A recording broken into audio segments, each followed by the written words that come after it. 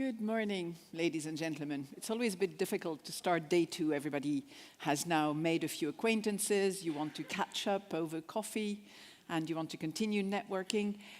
So that's it. We're not too late, and that's good. I hope you had a very nice evening yesterday, and you had plenty of time to meet, chat, comment on the day, dig a little deeper maybe into some of the ideas that were shared throughout the day.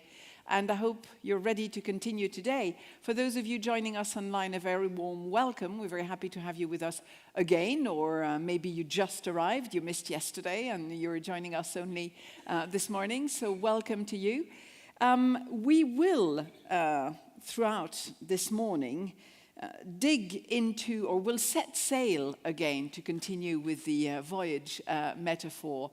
We will set sail again. We moored for the night somewhere in the middle of ocean observation, and today we'll explore other aspects of sustainable blue economy.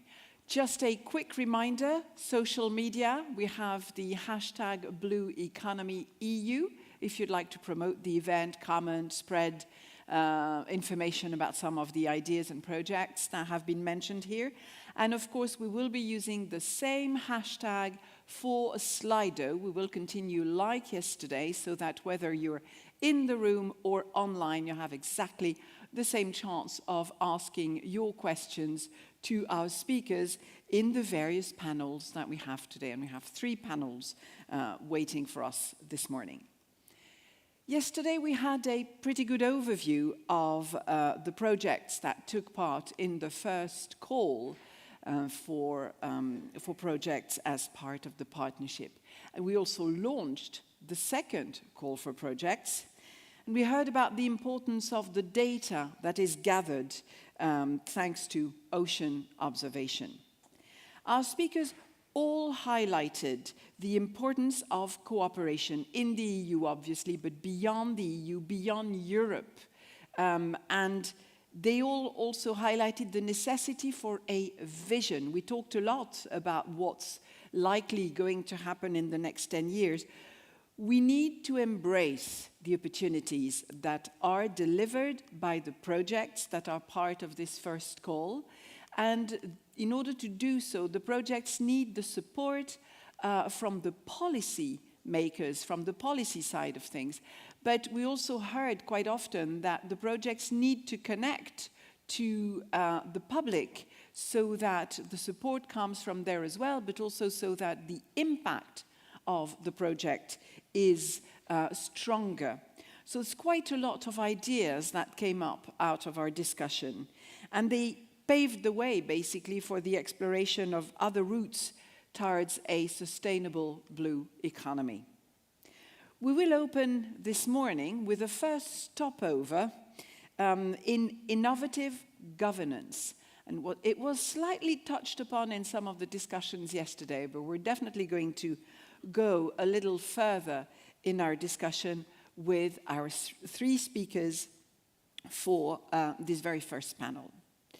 So let's see how innovative governance can deliver in terms of its transformative power and the difference it can make to a sustainable blue economy. To do so, I'd like to welcome our first 3 speakers this morning. Agnes Anna-Dottir, who is the CEO and co-founder of Brim Explorer. We have with us as well Caroline Bockel, who's the CEO of Ireland's Seafood Agency, and Heri Dennis, who's consultant for the Abaroglu Fish and Food Products Corporation, and also the Secretary General of Mugla Fish Farmers Association. So welcome to all 3 of you. Please join me on stage.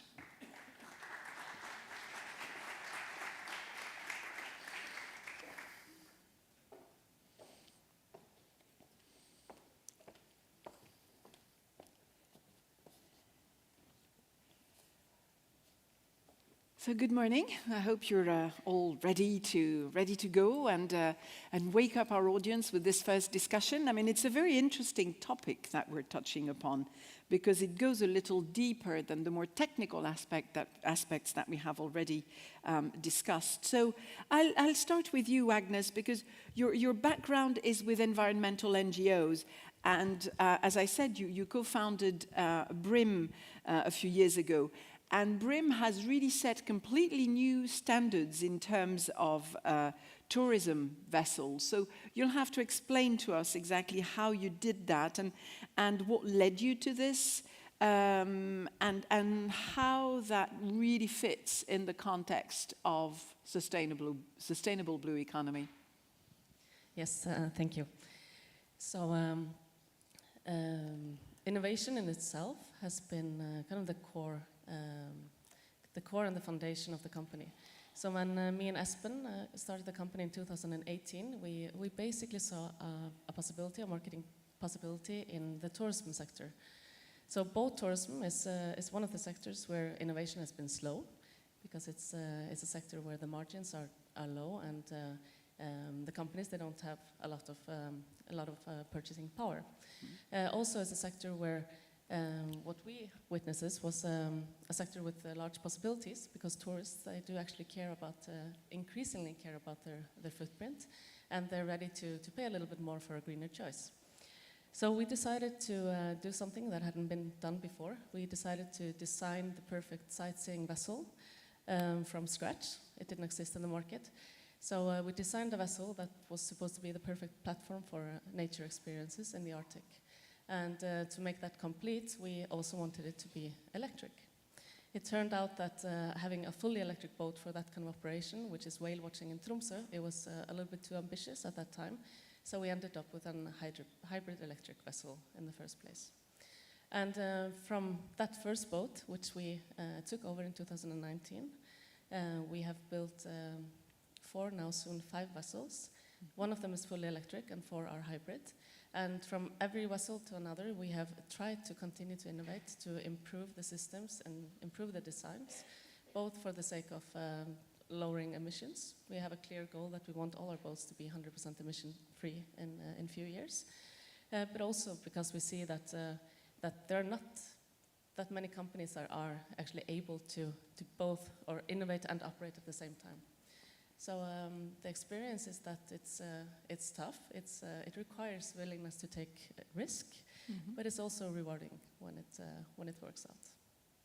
Just a quick question, because I'm sure I'm not the only one wondering. I mean, they don't seem very large. How many passengers does each boat take? 150 passengers. 150. Okay. So it's a day tour tourism. Yeah. So we do okay. shorter tours. Thank you. Caroline, the Irish seafood sector is committed to sustainable fishing and high-quality aquaculture and also seafood processing. But concretely, how does that fit into a sustainable blue economy? Because we've talked a lot about aquaculture yesterday, and we know that it is a difficult sector in terms of sustainability. There have been a lot of controversies. So how does the Irish operation fit into that blue economy system? Well, I think when we look at innovative governance right across the whole of Europe, I don't think, one country particularly differs from another. And I think there's some really interesting examples of innovative governance that we're all trying to follow at the moment. And I suppose the first question for us is, what do we mean by innovative governance in the blue economy? And it's really about new and creative ways about managing and regulating the economy so that it absolutely functions at its very best. And an example that I heard recently, I had the pleasure of meeting the founder of a company called eFishery recently. And it was a fascinating story of a company that had gone from 0 to $1 billion valuation in less than 10 years. And the story of this company is that this man, Gibran, was working in a shrimp farm in Indonesia. He realized that he couldn't make any money from it. and he started to ask himself why, and he realized it was because he was inadvertently overfeeding his fish. Looked around, realized everybody was doing broadly the same thing. The most expensive input that he had was food, and yet it was creating both waste and it was unhealthy. So he developed an e-feeding system for these shrimp. Having then rolled that out and being very successful with that, he realized that farmers were all paying individually for their feed, so he decided to put them together in a form of cooperative and to collectively buy the feed for these fish. Within 3 months, he was the biggest seller of feed for any livestock in Indonesia. He then went further and started to look at, well, what was the market for this shrimp? So instead of everybody selling it individually, could they sell it collectively into a market? And he was buying the shrimp from them and selling them. So for me, looking at this is the perfect example of a really good, sustainable blue economy company. Because what you have is you have got healthy fish, you have got farmers who are achieving good margins, who are being really responsible, who have got low waste, and a market that they can supply into. And I suppose the question for us is, how can we replicate that right across the blue economy? You know, do we have the mechanisms to make sure that companies like eFishery can thrive right throughout Ireland and throughout Europe? And I think there's lots of things that we are doing right, but I think there are more things that we can be doing here. And you mentioned, Florence, earlier about the importance, yesterday you discussed about partnerships. And, you know, I think it goes deeper than that. I think it's about having really authentic engagements with industry and the policymakers, as well as agencies like ourselves who are trying to help develop sectors. It's really trying to ensure that we're having this adaptive management so that when something comes along, we have the ability to have that sort of feedback loop where we go in and we say, well, the system isn't working. Let's try to adapt it as we go. Let's really listen and make sure that it's working really, really well for people. We need to develop the capacity, I think, to understand exactly what needs to be done. I think whether it's industry, whether it's researchers, whether it's policymakers, actually understanding the needs of a rapidly evolving blue economy and how to be innovative in that space. I think it involves some capacity building. And then finally, I think there's a really important piece about making sure that people are participating in those decisions and doing so at a bit of pace.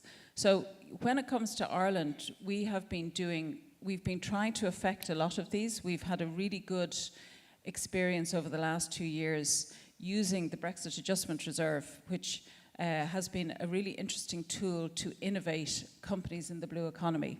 And what we've found is that by bringing them in early, having those sort of discussions and funding companies, much like Agnes' company, we funded a lot of companies in the tourism space, in the boat building space, because although we're a seafood development agency, the relationship between seafood and all of the other industries in the blue economy, particularly in coastal communities, is so important and it's quite fragile.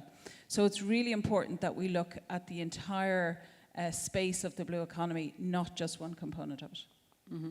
So you understand innovative governance as a very broad spectrum. Harry, you work both for a fish farmer association and for an aquaculture company. So you really have both hats. How important is sustainable blue economy in your activities, and how do you use your own background as a researcher in your work? Can you maybe explain the combination? Thank you. First of all, I'd like to thank you, organizer, for this nice event. So our Turkish aquaculture is very dynamic sector. It's increasing very rapidly. Already we are using also an innovative governance approach, but without knowing this innovative approach, because Our sector is and very quickly is, the new technology is transferring and updating new regulations. So we faced many difficulties in the past. For instance, our sector is started 1986 and then just sheltered and closed bay because we don't know in that time in any environmental sustainability, any sensitivity, nobody know. So, and then we started to conflict other sectors, coastal sectors, tourism and urbanization, environmental protection. So, and then we decided to move a little bit far away the coast. Again, continue to the conflictions, and end of the day, we moved all the inshore installation to offshore condition and solved our problems. During this process, actually we used, we learned lessons because without consensus, all related stakeholders, there is no success, there is no progress. So everybody get own lessons and or difficulties, and then decided to come together, solve the problems, and identifying new aquaculture potential area, and then moved all the inshore installation. Now everybody is happy. First, in the Mughal is Bodrum city, maybe you know, I think it's a very important city for tourism. In the same time as aquaculture, same time as environmental protection. So now is the Turkish total aquaculture, half of the production is coming in this city. Unbelievable. Now is, but every sector is continuing in the successful and happily without damaging each other. So accordingly, in the fishing sector, actually, we are using the fisheries information system and also fishing vessel observation system just to, the check and control and licensing. We are for the, the innovative approach. So of course there is no empty points, and we need to improve our management skills. And but it is, I think, easy to apply innovative governance in the farm level or company level, but difficulties in governmental level. Mm-hmm. This is more, I think, we should work together and come together, we solve together all problems, I think. Yeah, it's also part of what Caroline mentioned and what we heard yesterday as well, that the sector needs the support of policymakers. If it is only a bottom-up approach, it's not enough. It needs to work both ways, bottom-up and top-down. Yes, for instance, if you have the excellent regulations, excellent knowledge, but if there is no capable managers or the general director or minister, you cannot go farther away. So first of all, we should encourage them to believe them. What is the innovative governance? So what is the importance? What is the benefit? And then I think we can go further. Yeah, awareness raising. There's a mission there. Caroline, you've already answered my next question actually in your presentation, but maybe I'll ask you, Agnes, first. When we look at innovative governments, or when we look at governance, how can this innovative approach make a difference? What do you understand if I say innovative governance? Well, from my perspective, a government that fosters innovation, that is an innovative government. And in order to do that, first of all, I think you have to have a clear vision, a clear target. What are you trying to achieve? If it's decarbonization, for instance, what is the goal, and how are you going to achieve it? You need both carrot and a stick. We have good examples from Norway from that. Carrot in form of incentives or funding, access to capital, capital that is willing to take some more risk than the traditional one, and stick in form of regulations, for instance. So one example, for instance, from Norway is that you have, many years ago, the government decided that the World Heritage Fjords on the west coast, they were supposed to be zero emission zones from 2026. That tells the industry that if we want to operate there, this is a very attractive area for tourists. You need to find a way to operate without emissions. So the cruise industry has, of course, been worried because they are not able to do that today. So they have been lobbying against that regulation. And all the uncertainty also then it kind of stops or it slows down innovation, because then you're not sure, okay, should I take that investment? Is the regulation going to be implemented or not? So there has been a debate, and that is not good for innovation, because what the industry needs is predictability. One thing is what the market can kind of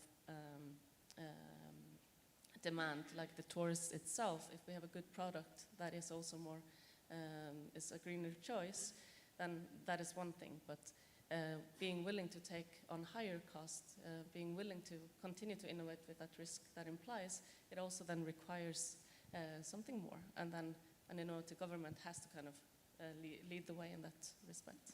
Mm-hmm. Caroline, would you like to add something? Yeah, I completely agree with all of those points. I think there is a piece as well which is going to become more and more important, obviously, as we start to grapple with AI and what that means for us. And that's, you know, all of the support, regulation, funding, and the pace of change that's going to come with new technologies. So what we're seeing is that there's really good governance opportunities now that are being given to us by the advance of new technology. So in Ireland, for example, we have a company we're working with recently called Ubotica, and what they're doing is they are attaching devices now up onto satellites, and they're able to scan the seas, and they can indicate, they can determine when there's a change in temperature, which indicates when there's going to be potentially a harmful algal bloom, and then farmers can take steps, whether they harvest their fish early or take them out of the water, or even use other technology like a bubble curtain to put up a virtual shield to protect their aquaculture stocks. So there's really interesting pieces around this. So on the one hand, the technology gives us the tools to have a really good sustainable blue economy, but on the other hand, as Agnes has said, we have this demand for support. We need the regulation around it to ensure that it's going to work as it's intended. And this needs to happen relatively quickly. So there's a tension there, but I think if we do collaborate in this kind of very authentic way from the bottom up, there's an opportunity to really harness the very best of that, and ultimately to give Europe a really strong competitive advantage when it comes to important issues like aquaculture, which, as you said, is difficult. There are challenges with it, but we have a huge opportunity there. Thank you. Harry, for you, I mean, you did mention the need to really have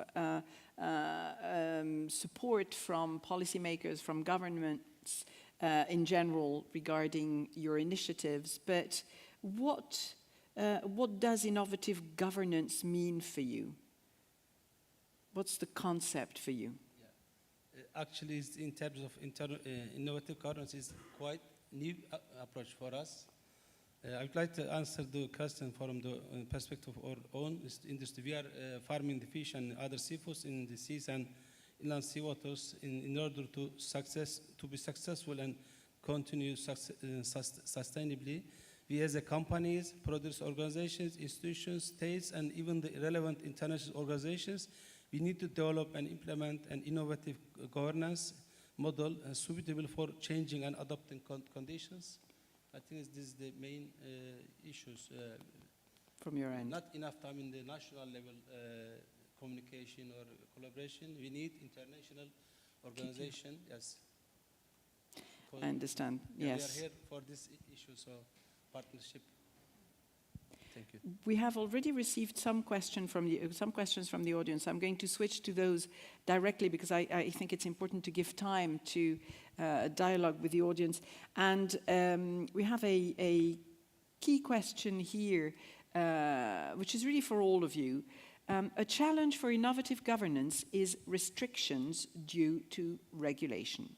How do you overcome, or how did you overcome, the inertia of processes when when implementing legislation? So maybe Agnes, for you, how did you manage to overcome the regulations that existed, or how did you just talked about the importance of the lobby in order to maintain a status quo as slowing down innovation and so on, but how did you manage? Well, we have welcomed the regulations.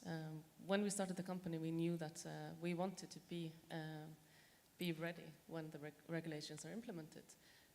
We wanted to have as low emission as possible, and we wanted to develop the technology. So stricter emission regulations, for instance, that is something we have welcomed because,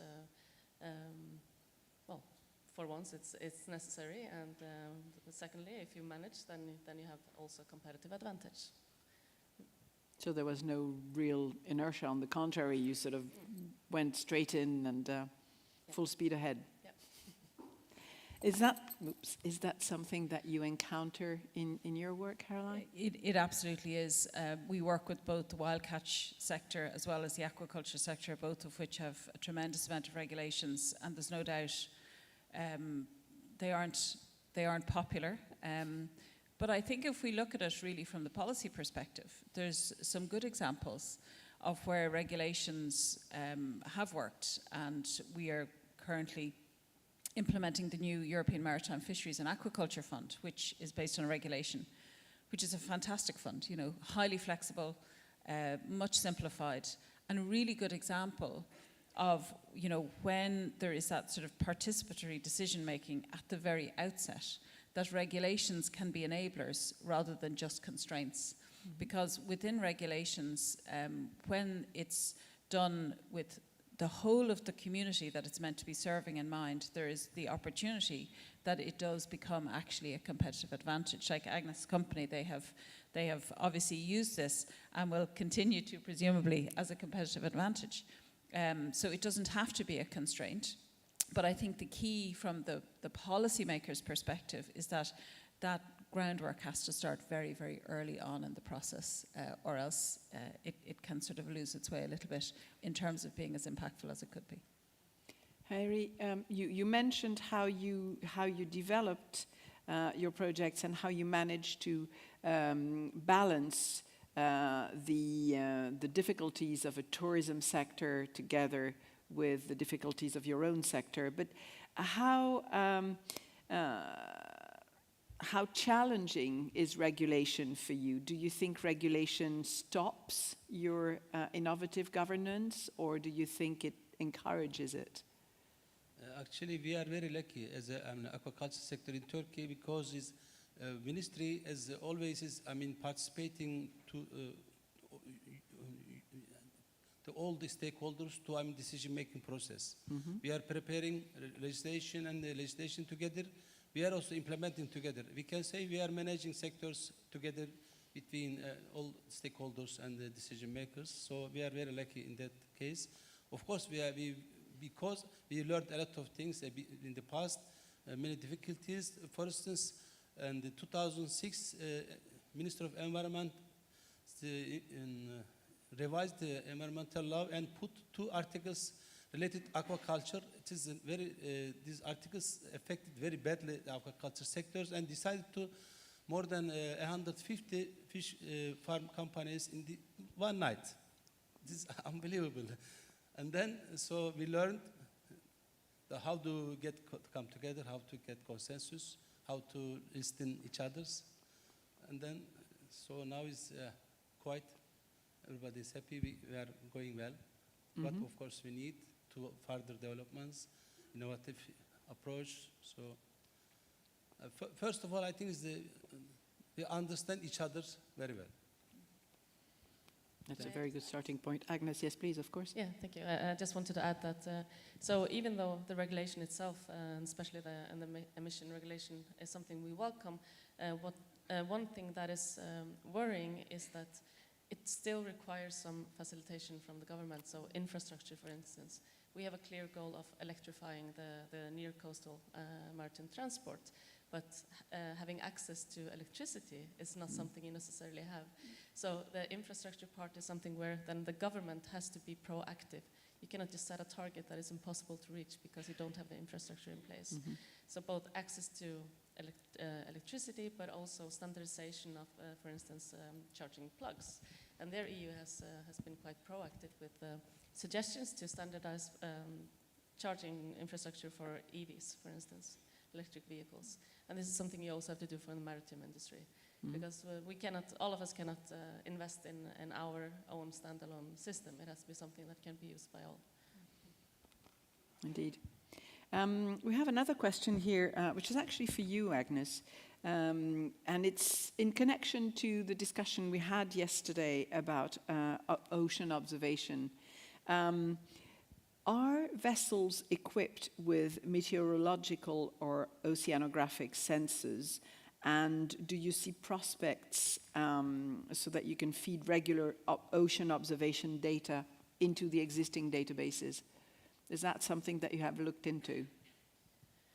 We have had one project in Svalbard, which is Spitsbergen, as far north as you can get, basically, where we operate in the summertime, where we have like a small weather station on our boat. So we are kind of giving live data to researchers on the island. But having equipment to monitor both air and water is definitely something that would be interesting for us. And in general, we put a lot of work in our products, meaning that, for instance, almost all of our guides, they are marine biologists. So our mission is that every guest that comes on our tour, they learn a little bit more about the marine environment and the challenges also that the ocean is facing, and the wildlife itself. So being even more and closer linked to the research community and being able to contribute with observations or even measurements, that's definitely something that would be interesting. I think you're in the right place. I mean, you have a very captive audience there, so you can certainly discuss a bit further how you could put a few projects in place. Caroline, a bit of a controversial question, but that's also what discussions are about. From Ben Sturgeon asking, Ireland supports trawl fishing with massive bycatch, ocean bed destruction, ghost gear, etc. Where is the sustainability? Now that may be slightly out of our discussion, but I think you can link it back to the sustainable blue economy. Yeah, I mean, I think the first thing to say is that in terms of anything to do with quota, bycatch or other, that we're absolutely strictly adhering to all of the regulations and the EU policies and allocations in that regard.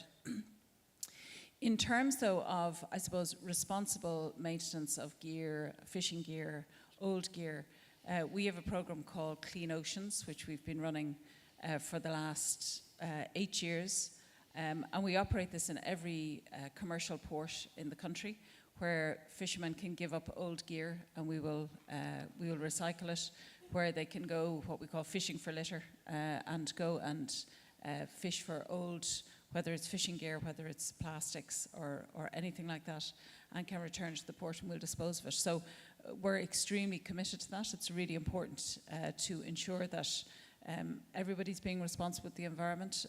You know, part of what we enjoy in Ireland is a reputation for a sort of clean, green and clean blue oceans, and we place an enormous importance on that. So it's something that we are supporting with this program and will continue to do so. Very important. Thank you.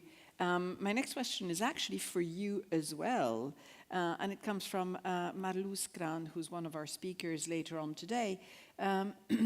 What innovation in fisheries or marine governance is required for the fishing industry to maintain a place at the table in terms of spatial claims?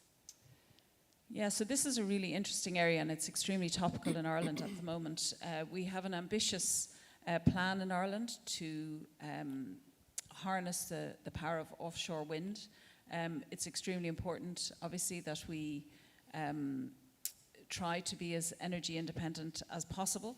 So this is something that is relatively new in Ireland. It's certainly at the scale that's being planned at the moment. So that has produced a huge challenge and concerns for the fishing community, and that's coming at the same time, obviously, as marine protected areas. And that's before we look at the nature restoration, which is shortly coming also.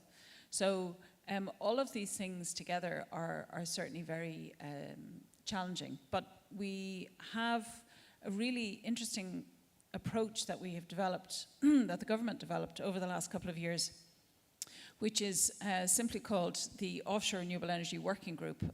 And what this has done is it has brought for the first time all of the stakeholders together to the table, but rather than actually discussing the nuts and bolts of how it will work and what can and can't be done, the group had the mandate only to look at how communications would work.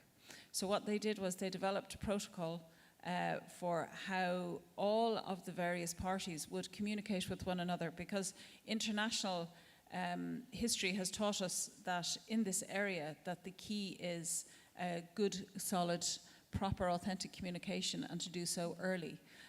So this group has developed protocols around how everybody, all the different stakeholders, can communicate effectively and efficiently with one another. So far that is working really well. It's not going to solve the problems, but what it does do is it ensures that there is a reasonable discussion about it and that the best possible outcomes are achieved right across the board. It's a very good starting point. Without communication, you wouldn't be able to get anywhere. So, Hayri, the next question is addressed to you, and it says, how do you assess the potential of fisheries and aquaculture for becoming really well-regulated and sustainable? I mean, is there a potential for things to work? And should we give up on one? And then the question continues, presumably fisheries, given that aquaculture is so dynamic in Turkey. So should we give up on one of the two? If so, which one? And before that, how do you think they can become really well regulated and sustainable, both aquaculture and fisheries? Actually, aquaculture is very dynamic, but fisheries sector is not dynamic. So it's stagnating and maybe decreasing nowadays. The production. So according to the regulation, we have enough regulations. I think it's not problem is regulation. We have the fisheries law, and we amended and according EU regulations, and we have the aquaculture regulation, fish farm monitoring, fish farm management regulation. We have all the regulations, and we're amending and revising easily, very quickly in time. Problem is implementation. I think the difficult one is this one. If compare the aquaculture workers and fisheries workers, they different. Aquaculture workers and companies more professionals, more educated people, and the fisheries people are less educated people because of this. Not easy to to tell and understand, and so encourage them. Aquaculture sector is easy. Also, industry is open mind and for new technologies, new opinions, and new the collaborations. Easy to accept for aquaculture sector because of this is the fastest growing sector in Turkey in the past decade into aquaculture.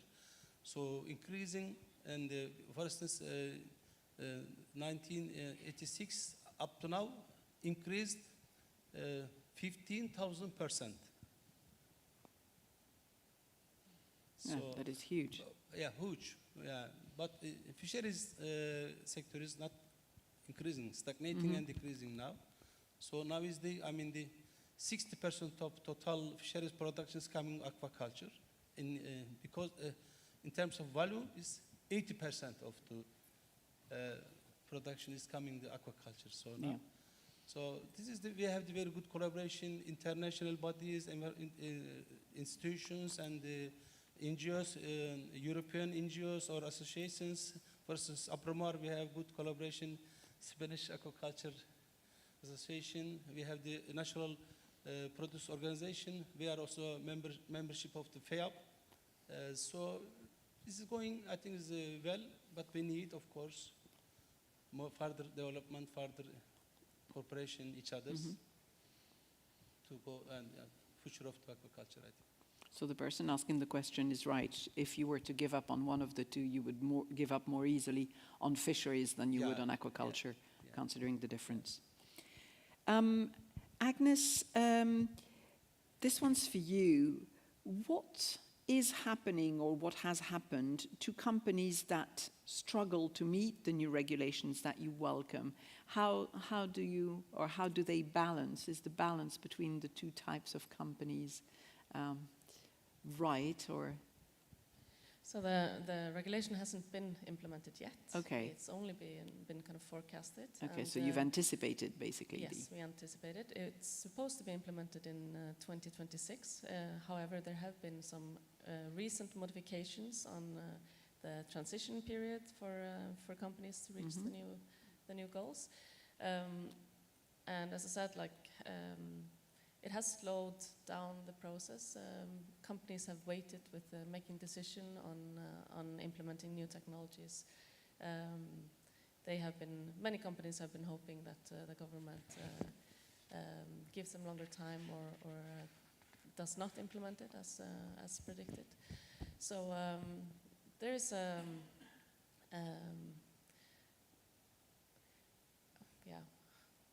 how do I say it in a nice way? There is not necessarily a willingness to take that investment and do what is necessary. And some of the companies have even said that, okay, if it gets implemented, then we'll just go to another port. We won't come to Norway anymore.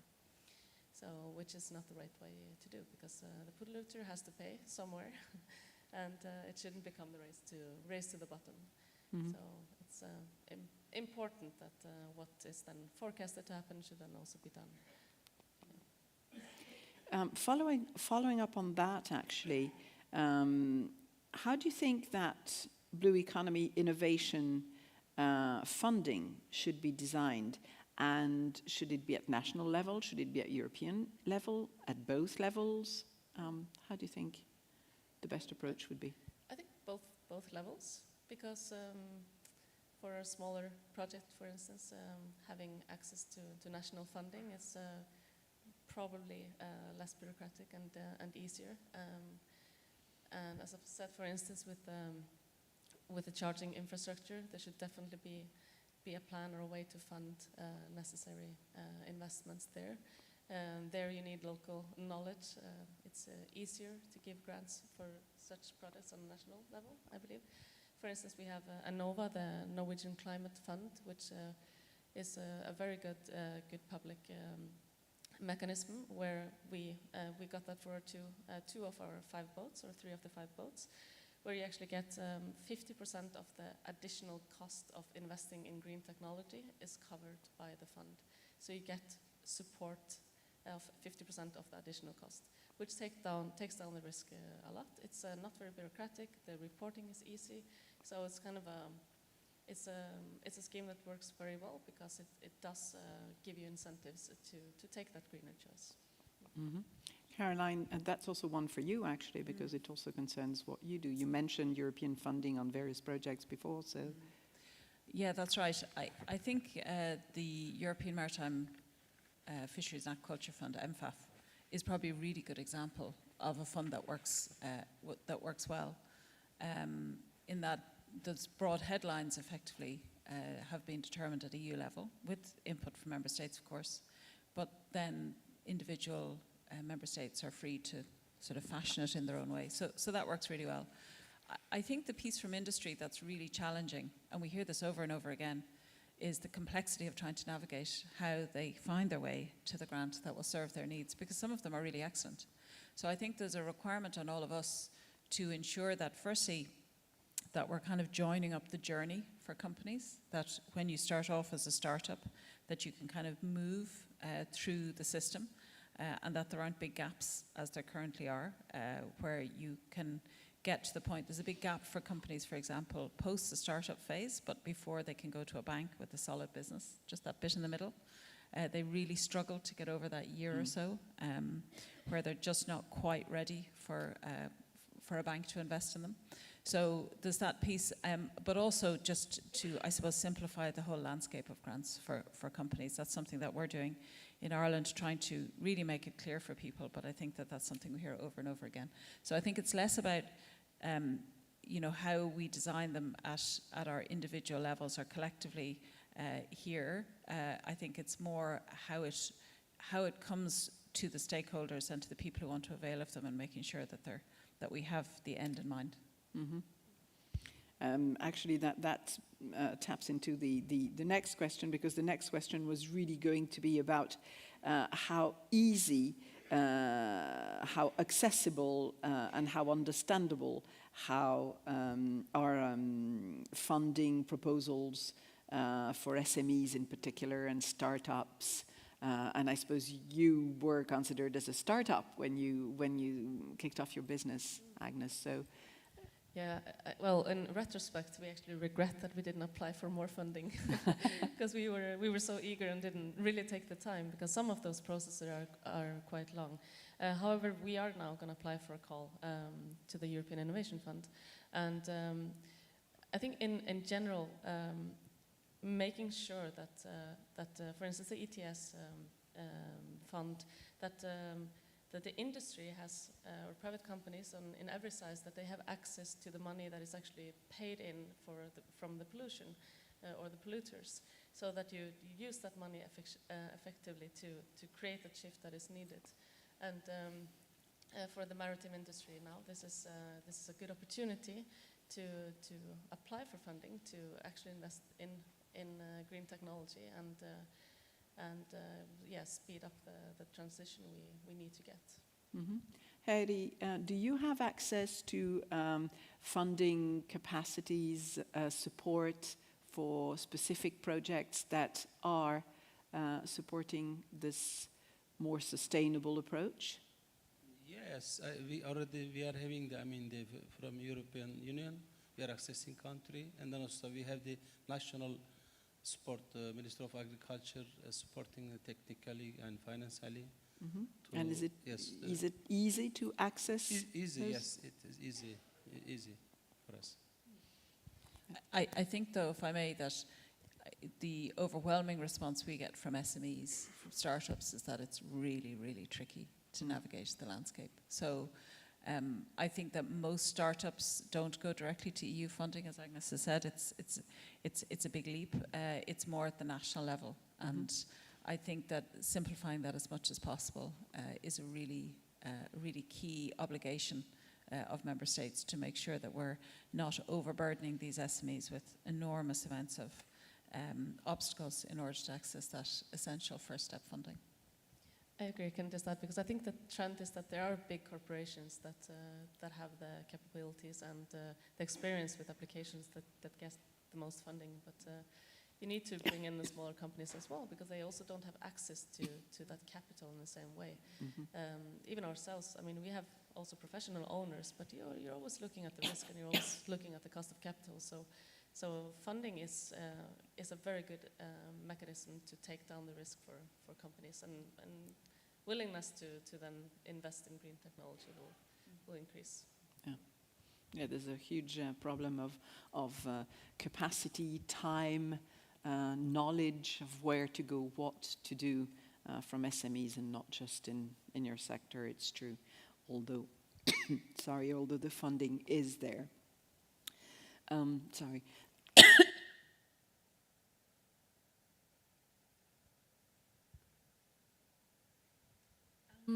Caroline, I have a big question here from Doug Wallace, who was one of our speakers yesterday.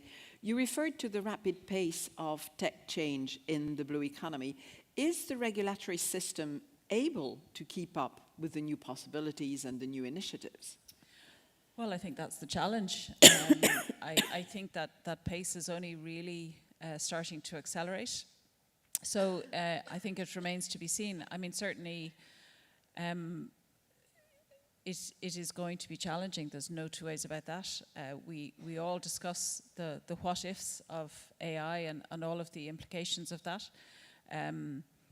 As people involved with companies who are developing these systems, we don't yet know what the capabilities are and what the safeguards that need to be put in place are. So the regulators certainly don't know that yet. So I think it is going to be very challenging, yeah. And I think matching the pace and the demand for some of these technologies that are going to be so important, and in terms of ensuring that we can meet the demands of the market and capitalize on the opportunities that Europe has for some of the really smart solutions we're developing, particularly in the aquaculture space, but also in the fishery space. I think that is going to be where the big challenge is. I know certainly in Ireland, for example, the planning agency has just gone out to recruit a whole team of sort of marine specialists now to help them with some of these decisions that they're going to get on the planning side. And I think that we'll see more and more of this over the coming years. I think it'll have to, or the regulators will really struggle to get through the workload. Mm-hmm. Agnes, as we said, you anticipated the regulatory changes. Do you think the regulatory changes are able to keep up with what's happening? Not in every respect. One example where the regulation is not keeping up with technology is in shipbuilding. There's a lot of regulation, and it does not manage to follow the pace of innovation itself. So, sorry. So the regulation, for instance, from the maritime authorities in Norway, you have to revise that kind of regularly in order to make sure that that part of the regulation is not hindering the innovation itself. Mm-hmm. Heiri, what about you? Do you think that regulation is able to keep up with the new possibilities, with the new changes that are forthcoming? Yes, we have the advisory committee under the ministry as related fisheries and aquaculture, and any issues as emergence and need, we are transferring this issue and we are discussing over there, and then immediately we are implementing, putting in force. Okay, so a very rapid reaction. Yeah. Okay. Another question, actually, for you, Caroline, and it refers to what you talked about earlier on, the fishing gear waste. It is from Ignasi Matteo from Medwaves, one of the programs, one of the projects under the partnership. In relation to fishing gear waste management, how did your government implement the extended producer responsibility in Ireland, or how will it implement it? They did it in a very straightforward way. They made it a license condition. Okay, so that's it. very strict. Yeah, very It's that or nothing. Yeah. A question from Ben Sturgeon, who asked a question previously. Starting with you, Caroline, but I think I'll address it to Heiri as well. Innovation in Scottish salmon farms resulted in loss of biodiversity, animal welfare issues, environmental damage. How can we ensure that innovation is not damaging in terms of aquaculture in particular? Yeah, this is a really interesting area. So we've been doing a lot of work on this in Ireland. We're working with a company called Hatch Blue, which is actually a venture capital fund. And we have established a studio that we do every year for 2 weeks, which is called an Aquatech studio, where we're bringing in companies, 10 companies a year. So we have nearly 50 companies through the studio now to look at aquaculture innovation. When we look at aquaculture, we've been farming for differing periods of time, depending on who you talk to, but let's say about 6,000 years. We of course have been doing aquaculture for a very, very long time. And in fact, in Ireland, we pioneered oyster growing. We had the first commercial salmon fishery, both in Ireland, way back hundreds and hundreds of years ago. But in fact, we've really been commercially doing aquaculture for only about 50 years. So the technology is really, there are huge possibilities for technology to address all of those challenges. And there's another challenge which Ben didn't mention, which was the survivability of salmon. And of course, this is something that's really important in terms of ensuring that those survival rates are as high as possible. So what we've been doing is working with all of these companies to try to really help them to supercharge the work that they're doing in terms of technologies that are going to help address those issues. So things like putting cameras in pens, having satellite monitoring systems, having diagnostic systems, things that on the land-based side we've had to a greater or lesser extent for a long time. but now really applying that to aquaculture and doing so to try to minimize these issues. Because of course we want to do it from an environmentally sustainable point of view, but there's the other sustainability pieces we're looking at as well, which is that it has got to be both financially and socially sustainable also. We want to, all aquaculture farmers want to be extremely responsible in their practices, but ultimately we want these farms to be successful, to be making a very significant food contribution. We know the demand for aquaculture is growing.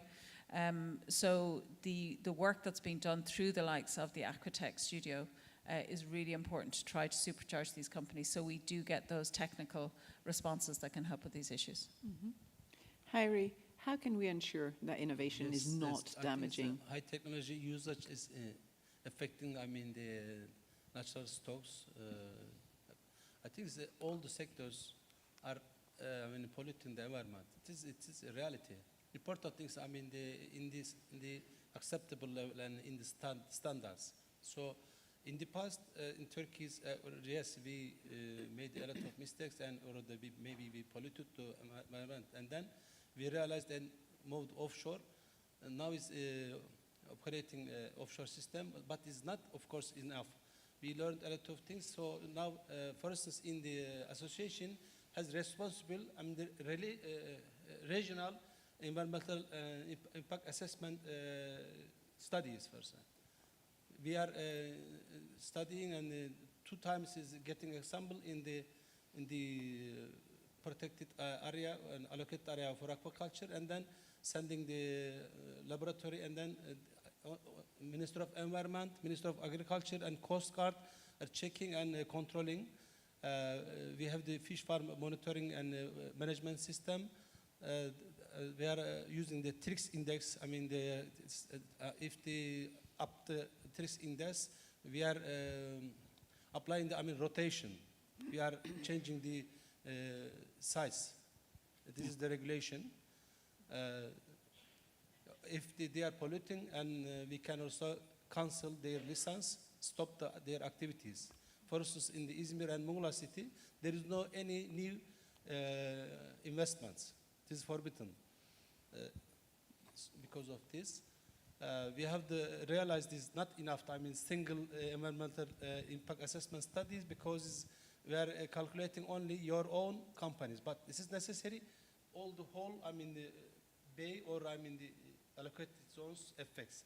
It means a collective effect. We should calculate effective collect. Now we are doing this. This is I think it's the effective way. So we should check every year, every time is coordinately. We should, to move and rotate if necessary. In this case, we can, minimize or effect on the environment. Thank you very much. I think this can conclude our discussion. Thank you very much for such an interactive discussion. It was great. It was great to have such an involved audience so that we could really tackle the questions that you wanted answered rather than the ones I had in mind. So that's always much more effective. Thank you very much to our 3 speakers who really kept us going throughout this discussion. So thanks a lot to all 3 of you.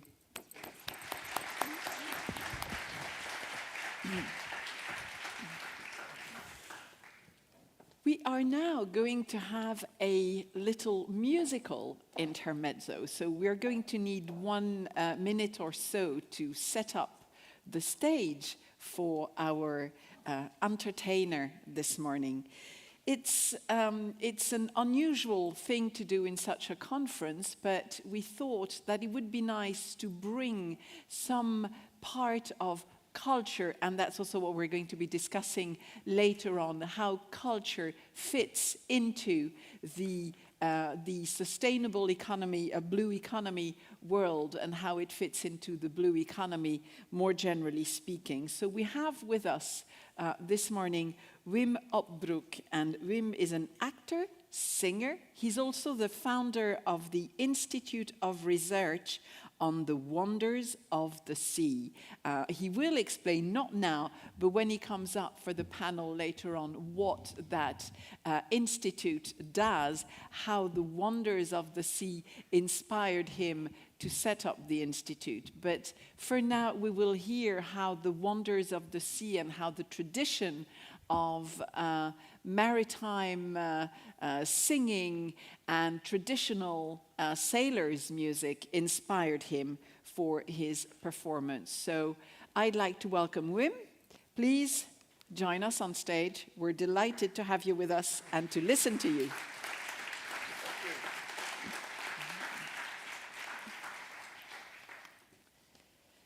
Thank you very much. What is very sustainable is these old seafarer songs. They last forever. I heard somebody mentioned today is Valentine's Day. And since we are all abroad or far away from our loved ones, I will sing a sea shanty, a love song. Either it's a love song or they're drunk. But it's a sad love song.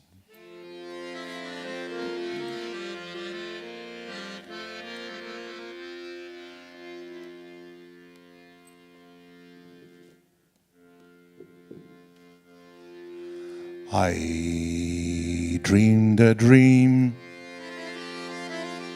the other night.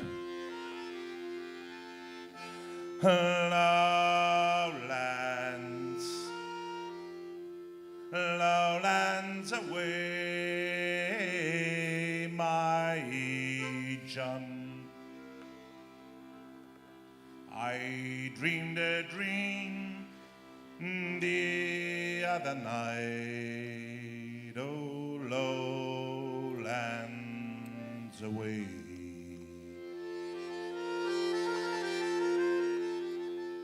I dreamed I saw my own true love.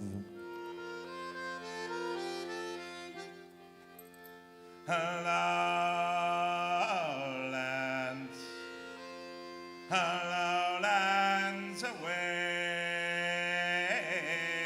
my John. I dreamed I saw my own true love.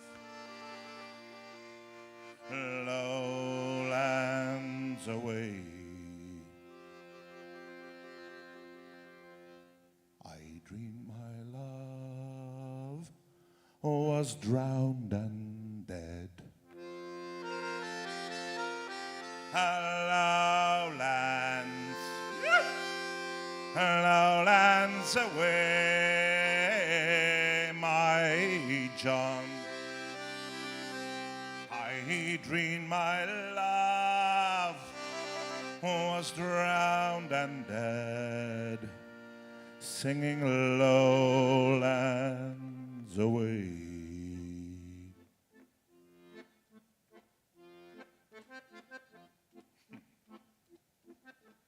What shall we do with a drunken sailor? What shall we do with a drunken sailor? What shall we do with a drunken sailor?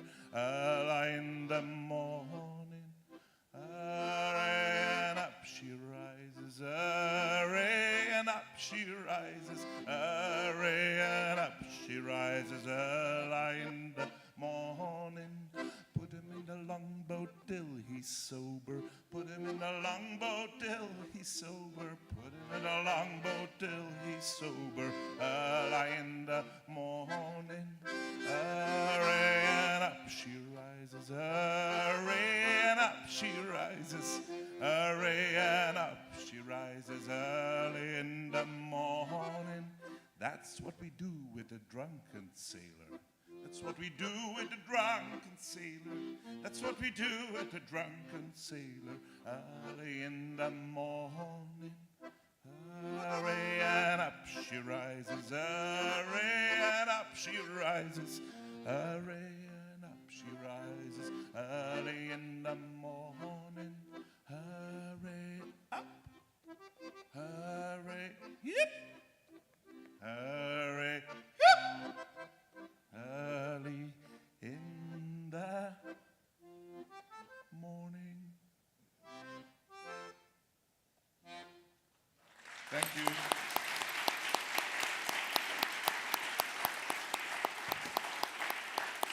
See you later. Thank you very much, Wim. That was definitely very, very nice. And we'd love to hear more of it, actually. We were all ready for a whole concert at this stage. So we're now going to break for coffee well, you know, some background music during coffee, maybe. I don't know if we can tempt Wim to keep going, but in any case, we will resume at 10:45. So you still relax a little bit before we tackle the final part, the final stretch of our event. So see you at 10:45. A few minutes early, or try and be on time so that we can really start at the foreseen time. Thank you very much.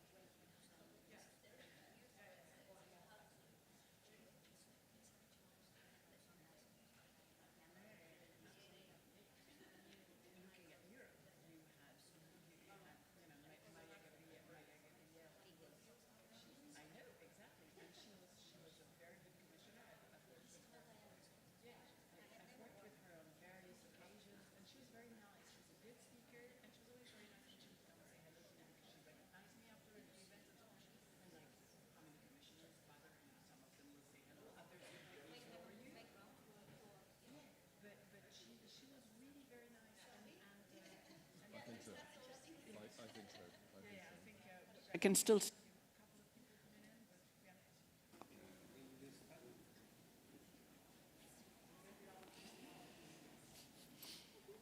So welcome back, ladies and gentlemen. Once again, it's been a very chatty coffee break, and it's great to see that a lot of connections have been made, from what I understand, throughout the afternoon yesterday, but also the evening. And that's also part of the goal that we set when preparing this event. So we're very happy to see that that particular part is successful. So it's now time to discuss in a little more detail the sustainable blue economy as such, and to see how it could be more inclusive and more just, more fair. And to lead us through this particular aspect of things, we have with us three very distinguished panelists who are going to share their views, their experience, and also some of their suggestions.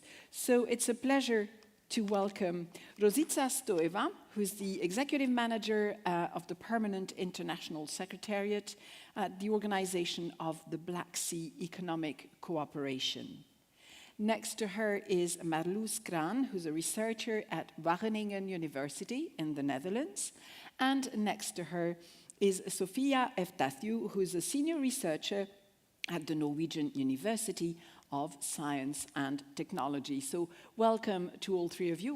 We were just talking about it, actually. We've had quite a few ladies in our panel, but this is the only ladies-only panel, and it's nice to have that occasionally. So thank you very much to the organizers for thinking of that aspect of things as well.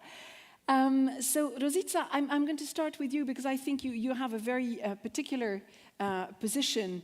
So how do you think, in your particular case, how do you think that social sciences and humanities can help advance a more inclusive, a fairer, sustainable blue economy? And maybe you have an example that you could share with us. Thank you. Good morning or good afternoon. Yeah, it's still morning. It's still morning. Good morning. Good morning. Before starting, I really want to thank the CBEP partners and JPI Oceans for this initiative to invite me here today. I mean, it's really great privilege, and indeed, I'm here to represent the Black Sea perspective, policy perspective. But from how we see it in the Black Sea Economic Cooperation Organization, and actually, I will be honest with you, I will present my view on that. I'm dealing with this topic for quite some time, and I really have some experiences and some ideas that I may share here with you, which fit in this Blue Economy platform. And I would like to also to echo the previous speakers that I want to underline the value we in the Black Sea Economic Cooperation organization attached to Blue Economy topic as a whole. It was a tough period for us to reach this moment to talk about Blue Economy, but we managed, and I will go afterwards into more details about, since this is a short introduction from my side. There are many good developments that I want to share, despite the negative connotation nowadays when we talk about Black Sea. So I want to talk about the positive perspective of the Black Sea and what our people are doing there on the national and also scientific level. I will touch upon Common Maritime Agenda. I will touch upon SRIA development. So now Black Sea Blue Economy is on the top of the agenda for my member states, and so I would like also to share the importance of regional cooperation, how we support this inclusive, sustainable blue economy, as well as I would like also to share with you the gaps in science policy dialogue in regard to blue economy in the Black Sea and challenges related to the unfortunate situation with the war in our region, of course, which includes lack of trust between our mainstay interlocutors. I mean, for us, these are the member states. And of course, I would like to congratulate the colleagues what they do under the CBEP platform, and I wish more projects where Black Sea is involved, and I believe with the time it will be the case. So similar joint projects are really needed to restore the trust between the main stakeholders in the Black Sea. So I will stop here, and I will ready to go further on. so on this particular topic and subject. Thank you. Thank you. Marloes, what about what you see from your end as a researcher? Would you say that social sciences and humanities can support a fairer blue economy? And if so, how do you see that happening? And also, if you also have maybe a couple of examples to share. Yeah, thanks for the question. Thanks for being here. I think the fact that we are an all-women panel is the link that I would like to make. This requires time, right? Emancipation. And it sounds a bit stupid in 2024 to still talk about that, perhaps. But if you talk about the inclusion of social sciences in the marine science, you could call it a process of emancipation. So it basically is a process of explaining what it is that we do, demonstrating how we do what we do, and integrating and working interdisciplinary. And the best way to do that is, you could say, as a pacifist joining the army. So as a social scientist starting working in a marine lab, and working together with biologists, and just do it. And the questions that we ask as social scientists are basically always try to ask the irritating questions as, so blue economy, blue for who is winning, who is losing, who is sitting at the table, who is organizing it, and bringing in that perspective. I was really happy with the singing of the Fisher songs just before, because I think that's a voice that needs to be heard more if you talk about the blue economy. And as social scientists, we really try to have a better understanding of who these people are, who are the communities living at the coast, and how can they be included. So a slightly different perspective to what we've heard until now in the various panels, and that's also what makes this particular panel very distinct. Sophia, same question to you, actually. In your view, in your experience, how can a more inclusive blue economy be generated and improved thanks to social sciences and humanities? Thank you. Thank you for the invitation. Thanks for organizing a panel specifically on the humanities and social sciences and arts, I would add, of which we will hear more about later.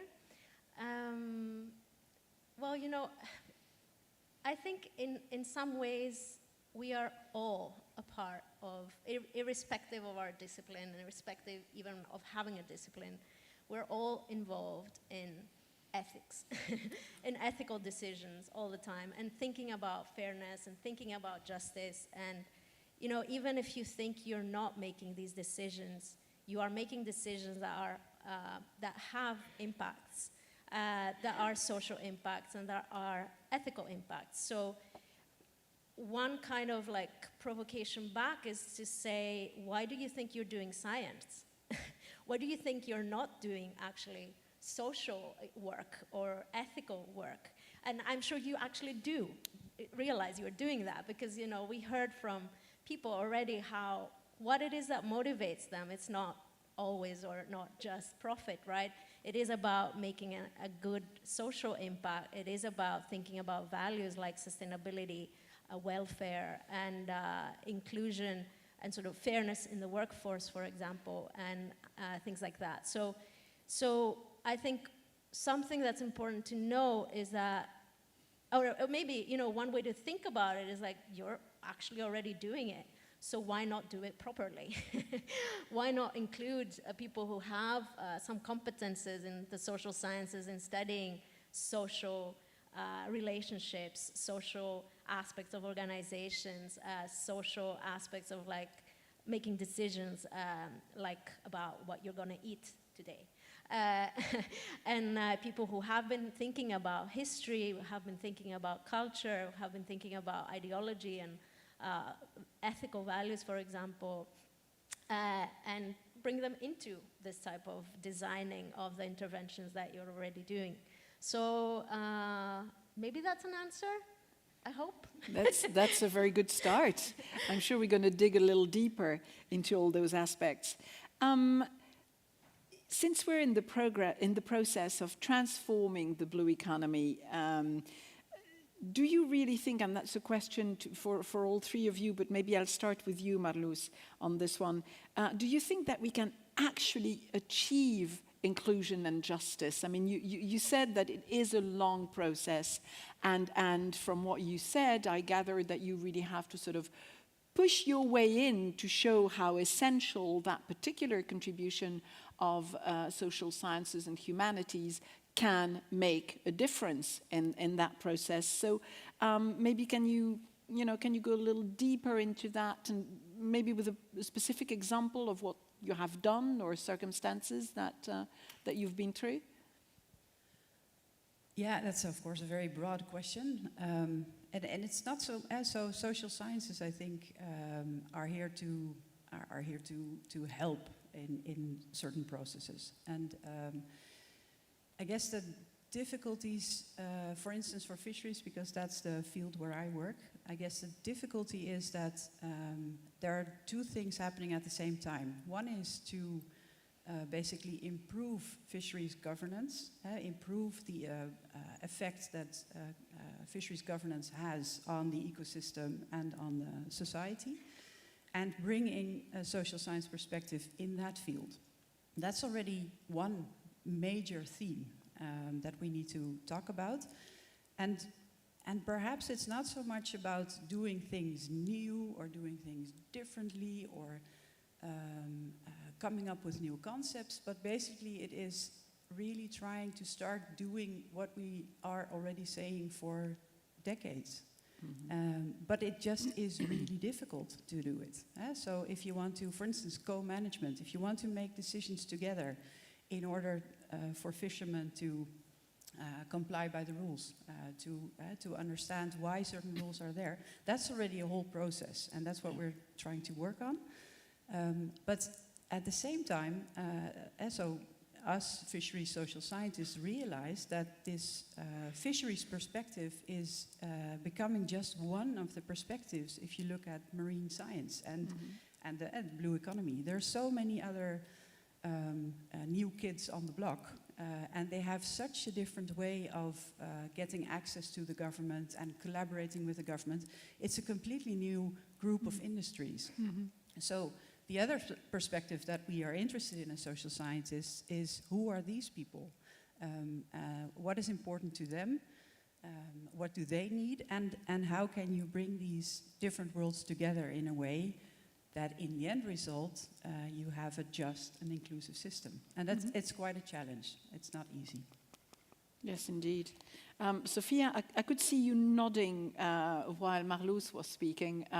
How do you see this, this involvement of social sciences and humanities in order to achieve more inclusion, more justice in terms of the blue economy?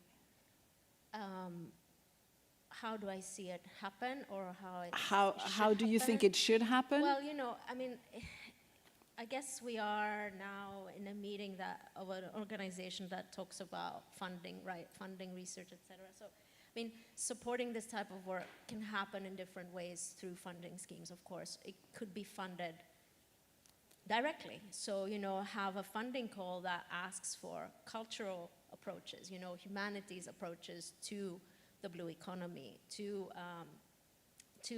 innovation that is responsible and fair and inclusive, and have the social scientists and ethicists and humanists and artists propose what their questions are about the blue economy.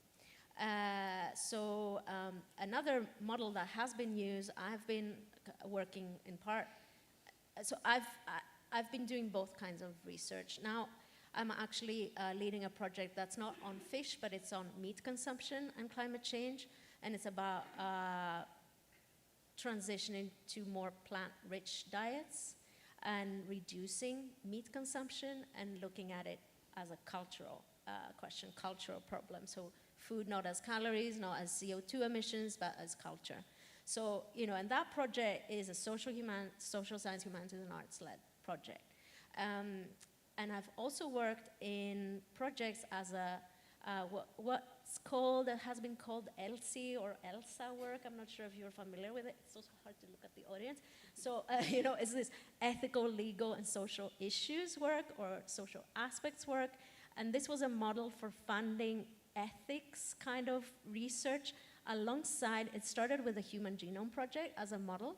And it was this kind of science that was, oh my God, we're going to sequence the human genome and like decode everything. And so people were scared that this would have some severe ethical implications. Of course, the actual science was not as deterministic. So, but these funding schemes were created to, alongside a scientific project, leave room, create space for reflecting on social impacts and ethics. And that's another mode that has been used to fund this research.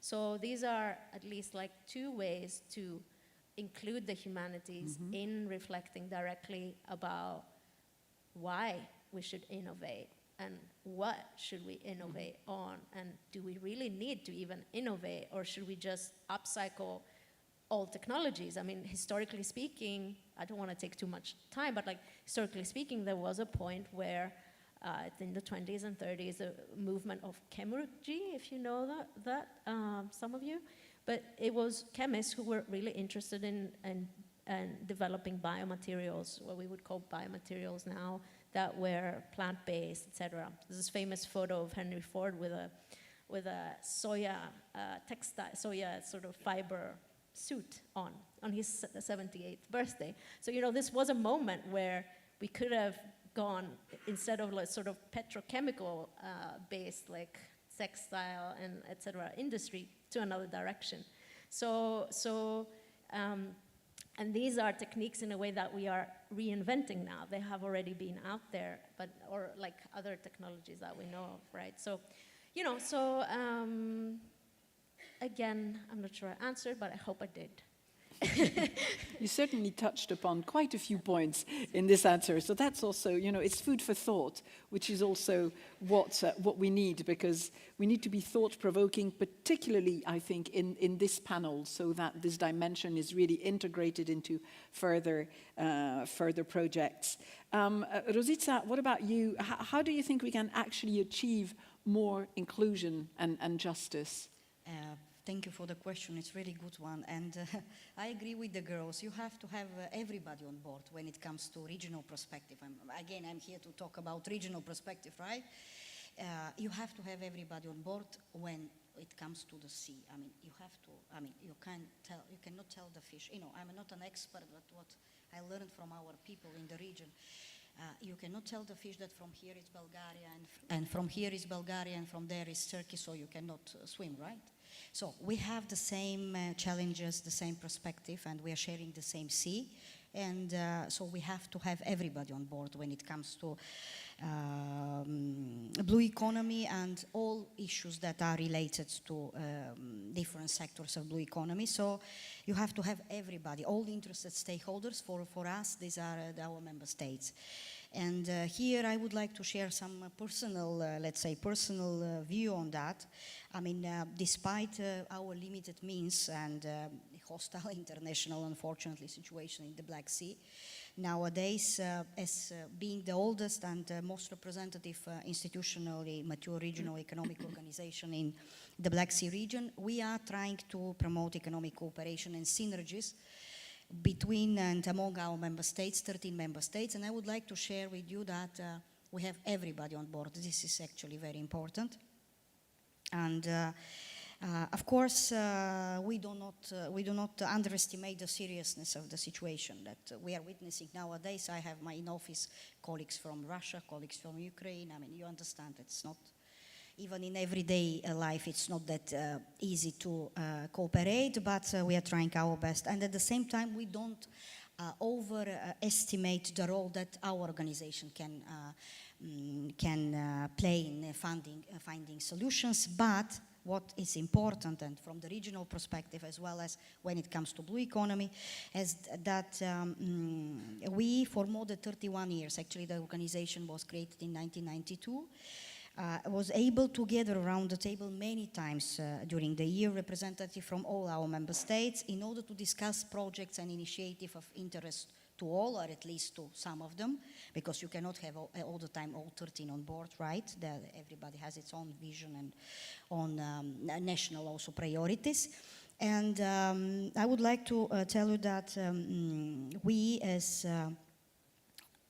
apart from vehicle promoting dialogue and understanding, we could see us as well as a very useful and necessary first level confidence building mechanism, and I really believe in that, and this is exactly the value of the regional dimension, especially nowadays. We keep everybody on board, and despite the difficulties, we talk and try to find solutions on issues that are of importance to all of us, of course. And here I would like to give you a very simple example. It's not a simple example.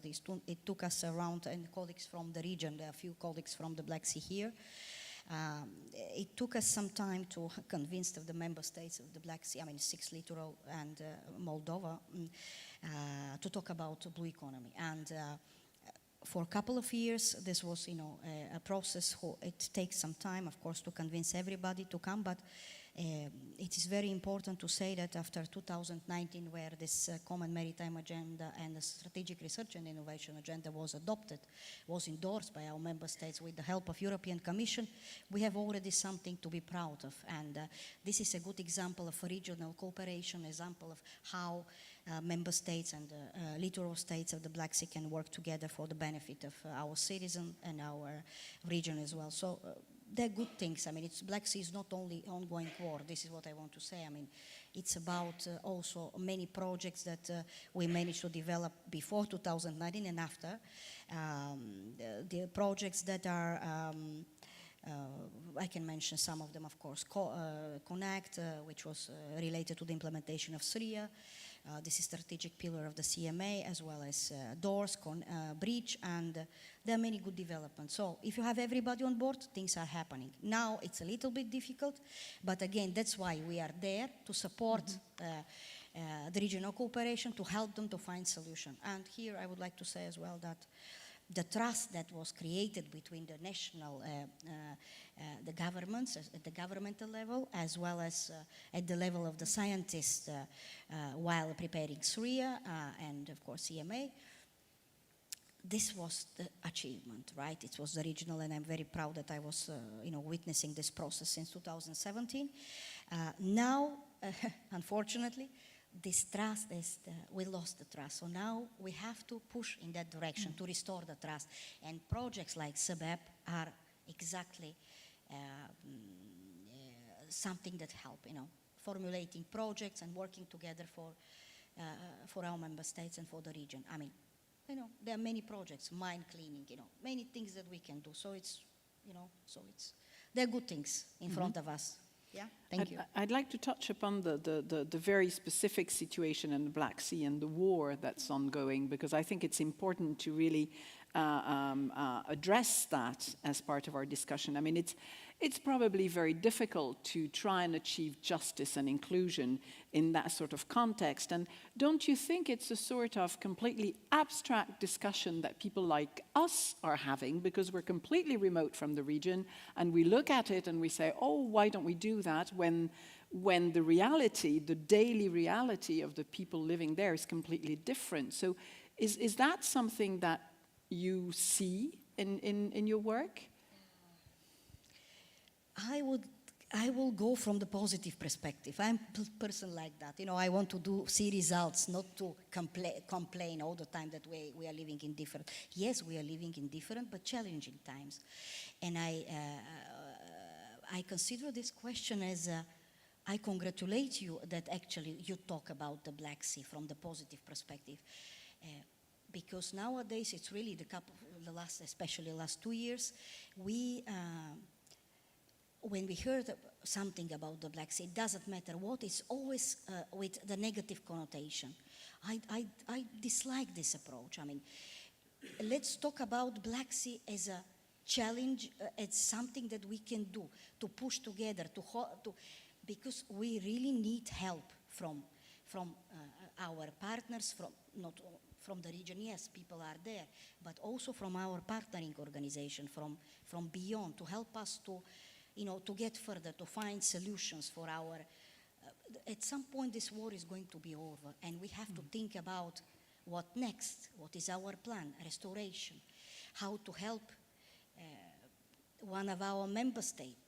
How to help the region to survive, how we are going to react to the challenges that we are, there are many mines in the Black Sea. Let's clean the mines. Let's do something. So I agree that Black Sea is in the panel, because we have to talk about Black Sea as opportunity, not as a challenge. So I'm from the region. I'm Bulgarian.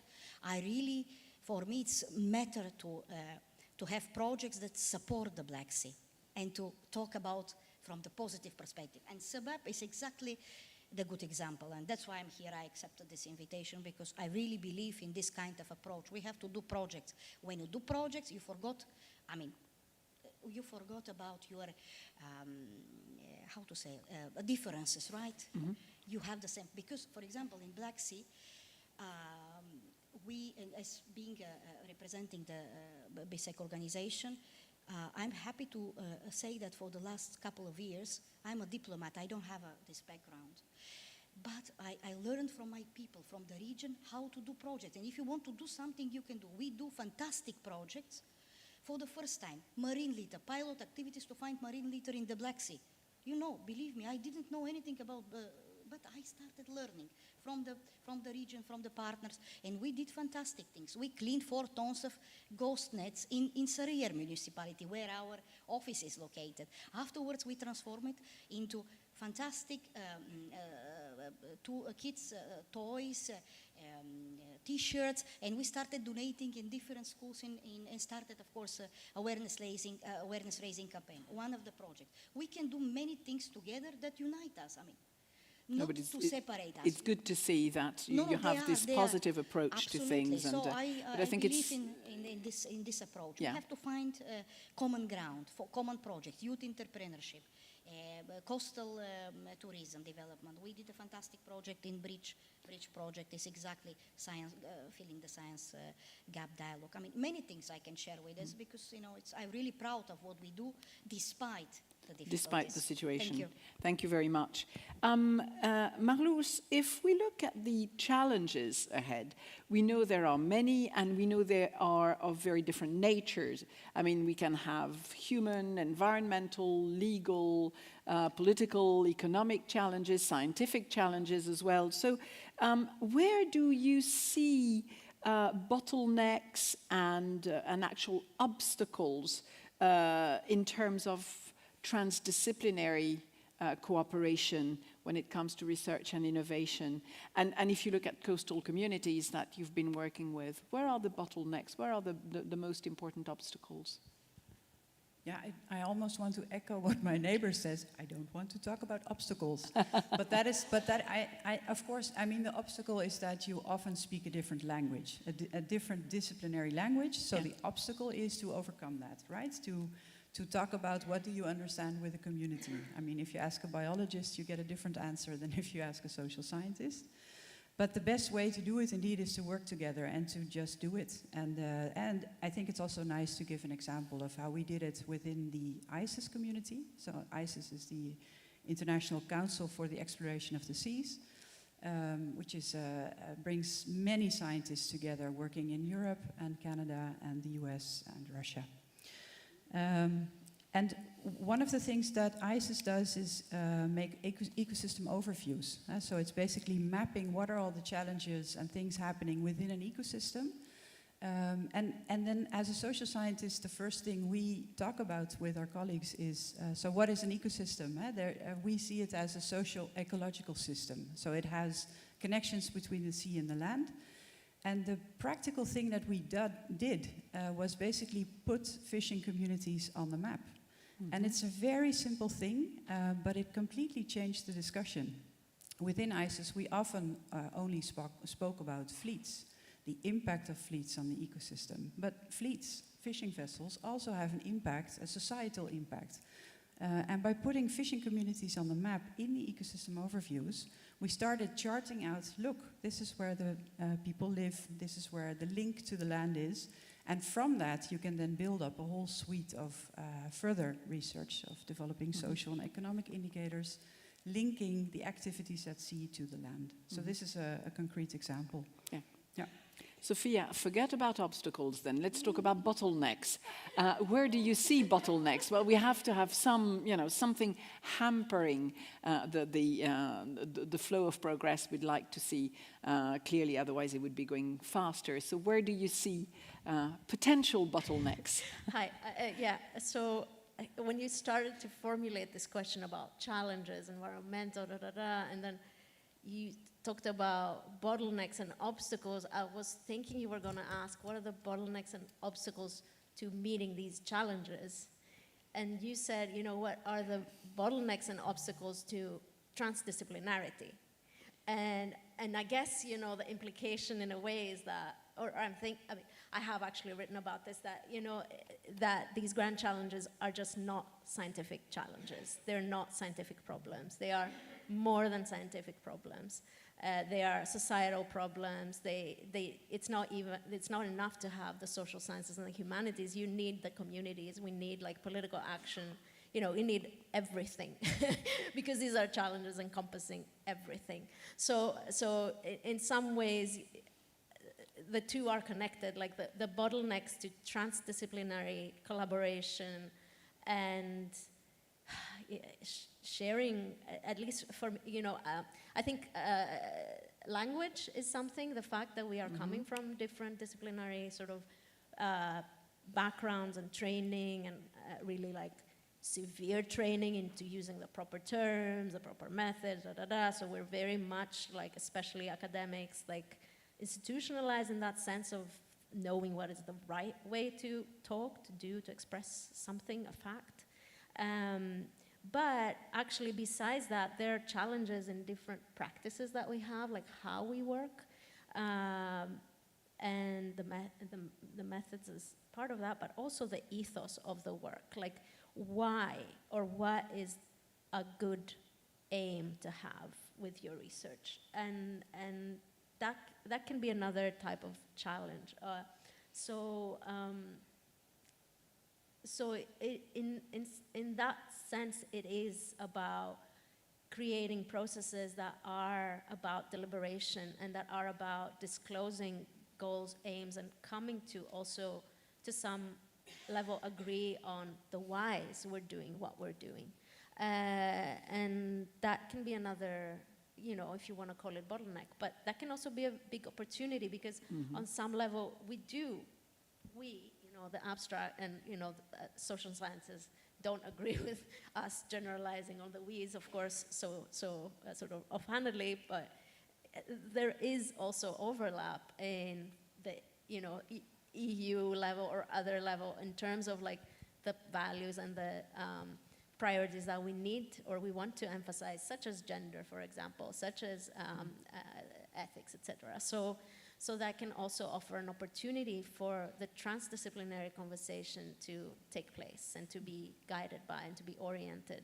And I really liked Marlo's example of this kind of conceptual, in a way, innovation of thinking of the ecosystem as also a social ecosystem, and that's a very kind of to include a broader perspective. And you could also, of course, think of the more than human or other than human societies that we're impacting with whatever it is we're doing, and how to represent them in our decision making, or what voice does the fish have. So in this, and why are we deciding to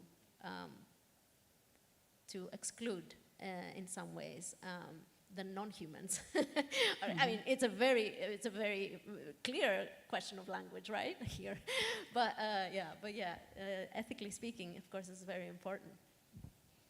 Marloes, you wanted to add something? Yeah, I just wanted to bring in another perspective, and it links to the words and the discourses. I mean, this is one of the things we like to look at as well as social scientists. And the last, yesterday and this morning, what I do is I make a lot of notes of the words people use. And I find this conference really fascinating in the words that are used. And I want to invite you to reflect on it. Because one of the things that I heard is acceleration, or innovation, of course, the new frontier. And with every one of those words, if I look at it from a fisherman perspective, I would say, new frontier? Hell no. These are our seas, and we know them. We have exact fishing spaces, and we know what this frontier is. And innovation, well, what is already there? What concepts, which ideas did we already invent, but we're not using it? And acceleration, well, perhaps we need to slow down and reflect. And of course, I can imagine that some people in the room are now like, no, we have to speed up because climate change is there, and et cetera, et cetera. Yeah, but in order to do it just and in order to do it inclusive, you need to take a step back, you need to reflect and ask the question, is everyone on board in this process? And I think not. Anyway, so the discourse of the words of this conference, I think, is another thing to talk about. Yeah, very interesting, because indeed, as social scientists, you're also there to sort of bridge that gap, that language gap and that understanding gap between the various communities. So that's also an important role for you to play. We have already received several questions via Slido, but for those of you, because we got some questions, so for those of you who did not hear the explanation about Slido, so to ask questions, you open your phones, connect to slido.com or sli.do, and then that is when you use the hashtag Blue Economy EU. That connects you to our event. Once you're in the framework for our event, just type your question and it will get to us. So that's how you should do it. And we've already got several questions. We have a more general question, actually, for all three of you. How do you recommend to implement the leaving nobody behind principle in the sustainable blue economy? I mean, we heard from the FAO office director yesterday, and it's part of the sustainable development goals of the UN. So how can we implement this particular SDG in the blue economy? Sophia, I think you've probably thought about that, because you were nodding. I think it's a good question.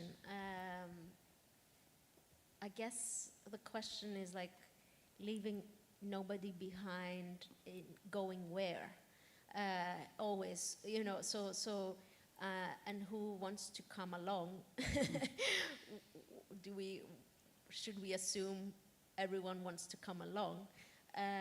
So these are questions, of course, for us, but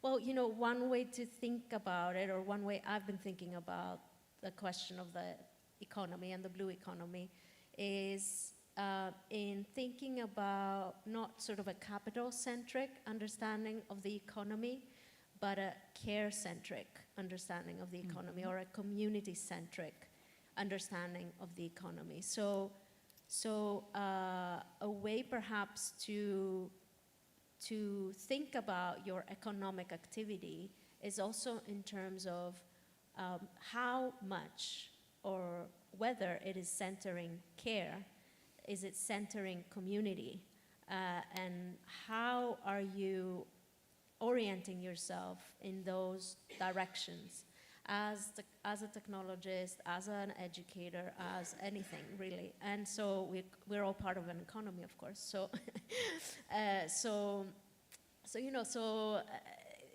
a philosopher. What can I say? I mean, I'm going to say something a little bit abstract, but some of these concepts can spark also innovation, right? Also spark a kind of like idea of, okay, but what would it look like if I were to look to how caringly I do what I do as a business? And what does that mean even? How would I come about that? And doing that with more care. What would that mean? Slowing down, possibly. You know, asking different questions or measuring different things. And yeah, you might say, okay, but is that a value? Well, it's definitely a value. Is it monetized? I'm not sure. I'm sure it could be, like everything. But so, you know, so that could be one way to think about not leaving people behind or being together, or, you know, these questions of like community and care. Yeah. No, I think you've given us again more food for thought. So, so I think Happy that's to also feed. part of the that's also part of the discussion. I'd like to take my next question maybe to you, Marloes, because we've only got a few minutes left, and I think it's important to try and take in as many questions from the audience as possible. Looking at AI. How do you think social sciences can support the interaction between new technologies and the ethical aspects of the blue economy? How, you know, how can the two be combined? Yeah, that's a difficult one, I would say. But maybe by working together would be my response. I strongly believe in working in interdisciplinary teams. So there are people that specialize in AI or in remote sensing. And so if I interpret AI as this ocean observatory, that we're basically, for instance, following fishing vessels from out of the sky, and how to interpret what we see in that data, my response would be, I think it makes so much more sense if you then collaborate with fishermen to talk about it and to interpret it. Of course, there is this challenge if you use it in a way to identify illegal practices, it might be a little bit difficult to work together with the industry. But also, in order to have a good interpretation of what is illegal activity and what is not, and why do people indeed sometimes put off the AES, talk about it. So have this integration of these technological approaches together with more qualitative approaches. Yeah, bringing people together around the table, basically, which is something that we've been talking about a lot since yesterday. Rositza, I have also a question for you that is more related to actual projects. When you have partners from accessing countries, they need more support than those who are already involved. So do you think that at SBEP we should introduce what our audience member calls a hop-on facility, so that these new countries can join successfully into the projects, maybe as the projects are already ongoing, you know? It's a good question, thank you. So we are open to cooperate with everybody. We never say this is the Black Sea and we will work only with the countries from the region. On the contrary, we work with everybody. We got grants from the European Commission. We worked with partners, with the World Bank, with the FAO. We do really great things, and again, despite the difficulties. So we are open. It's of course, it's geographically speaking, Black Sea. It's okay. It's Black Sea, 6 littoral plus Moldova, but we have more countries that are interested to cooperate on the Black Sea. We have Albania, we have Serbia, we have Republic of North Macedonia, which is actually recently joined us. So we will have soon a colleague joining the Secretariat. We have also Azerbaijan, we have Armenia, so we have everybody. Whoever is interested to cooperate, we are ready to cooperate, and we are open. I mean, there is no limits. And I would like to tell you as well that within the organization we have 28 working groups. I mean, there is one that I run, and I'm very proud, the BISEC-EU cooperation. But there are many others on all fields of cooperation that the member states are interested, as well as we have this observer and sectoral dialogue partnership status that we cooperate with different international and regional organizations as well. I mean, there is a format as well. So, you know, there are many, how to say, activities that organization is involved, and there are no limits. Of course, there could be a limit when it comes to a topic. We don't deal with topics that are among, beyond our mandate. So topics, again, that unite, not that divide us. And yeah, thank you. Thank you very much. We had a few more questions, but I'm afraid that for the sake of time, I'm going to have to wrap up here. This is definitely, yes, Sophia, you wanted to have... Maybe you can just read the questions so we are left. Oh yes, I'm very happy to tell you what the remaining questions were, and then you can think about them, and then maybe if the people who asked them, if they are in the room, can also catch you at the end. So this one we've been through, that one too. Yes, another one was, for science and technology, it's difficult to foresee the social impact. So could you provide some practical examples of action to engage society, not only consumers? That was another question. And then the final question I had, how do you suggest we prepare the new generation of scientists for the blue economy? So that's another focus. I've received another one in the meantime, two more actually in the meantime. Can there be a way where social economic parameters are incorporated into biological models, for example, in fisheries, to ensure a common ground for policy making and discussion? So definitely, for whoever asked the question, we definitely have answers there. So you have to try and catch our speakers at the end of the conference. And the very final one this time, how do you think we can involve local communities in the blue economy, technological and innovation projects to avoid side effects that would be negative? That's also part of what Marloes has been talking about involving fishermen community. So thank you very, very much, because I know we could have gone on with all these questions and with your input for another while. Unfortunately, we're limited in time, but thank you very much for this very active, interactive, and interesting discussion. Thank you. Thank you.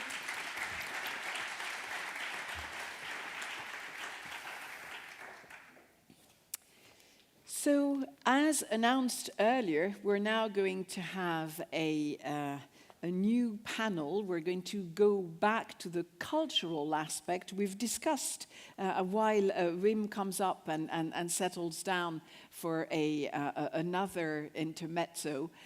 We had a presentation yesterday by Julie from the Jülich Center in Germany, who was involved in the 3 workshops. So the first 3 panels we've had until now, until this very last one, were discussions focused on the themes of the workshops that were held as part of the partnership program. The 4th panel coming up now is another dimension that, as Julie put it herself yesterday, was not part of the workshops but could have been part of the workshops, and that is the cultural dimension. So in order to set the scene for this cultural dimension, let's have another song performance by Wim Opbroek.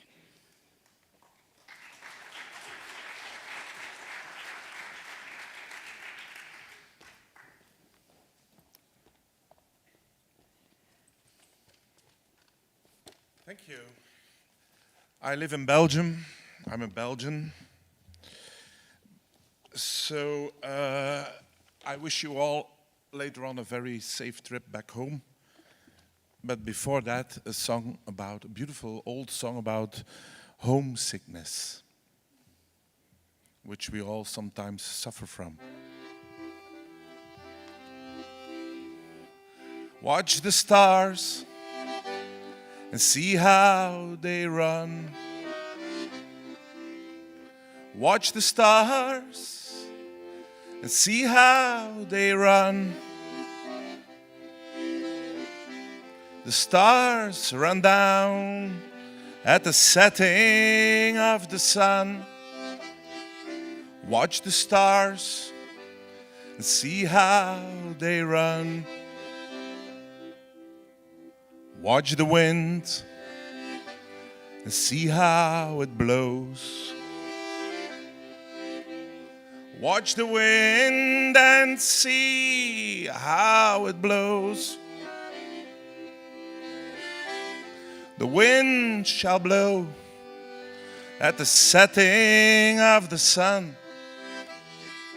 Watch the wind and see how it blows. Watch the moon and see how it glows.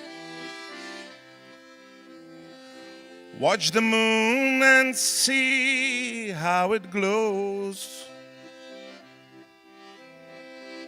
The moon shall glow at the setting of the sun. Watch the moon, see how it glows. Saxophone solo.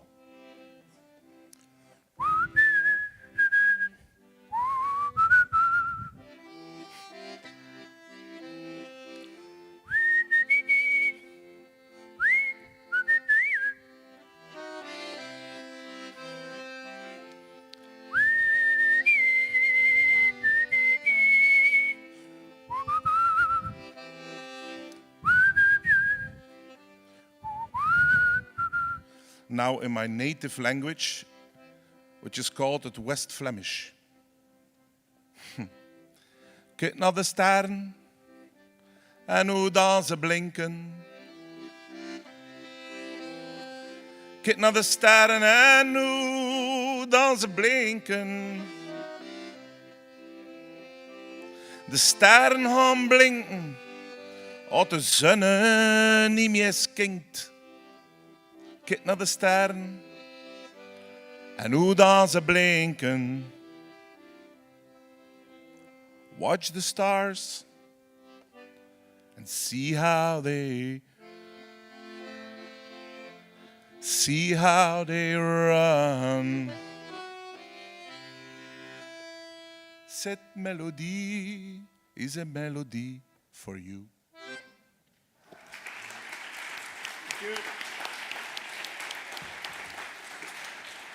Thank you very much, Wim. Don't run away, actually.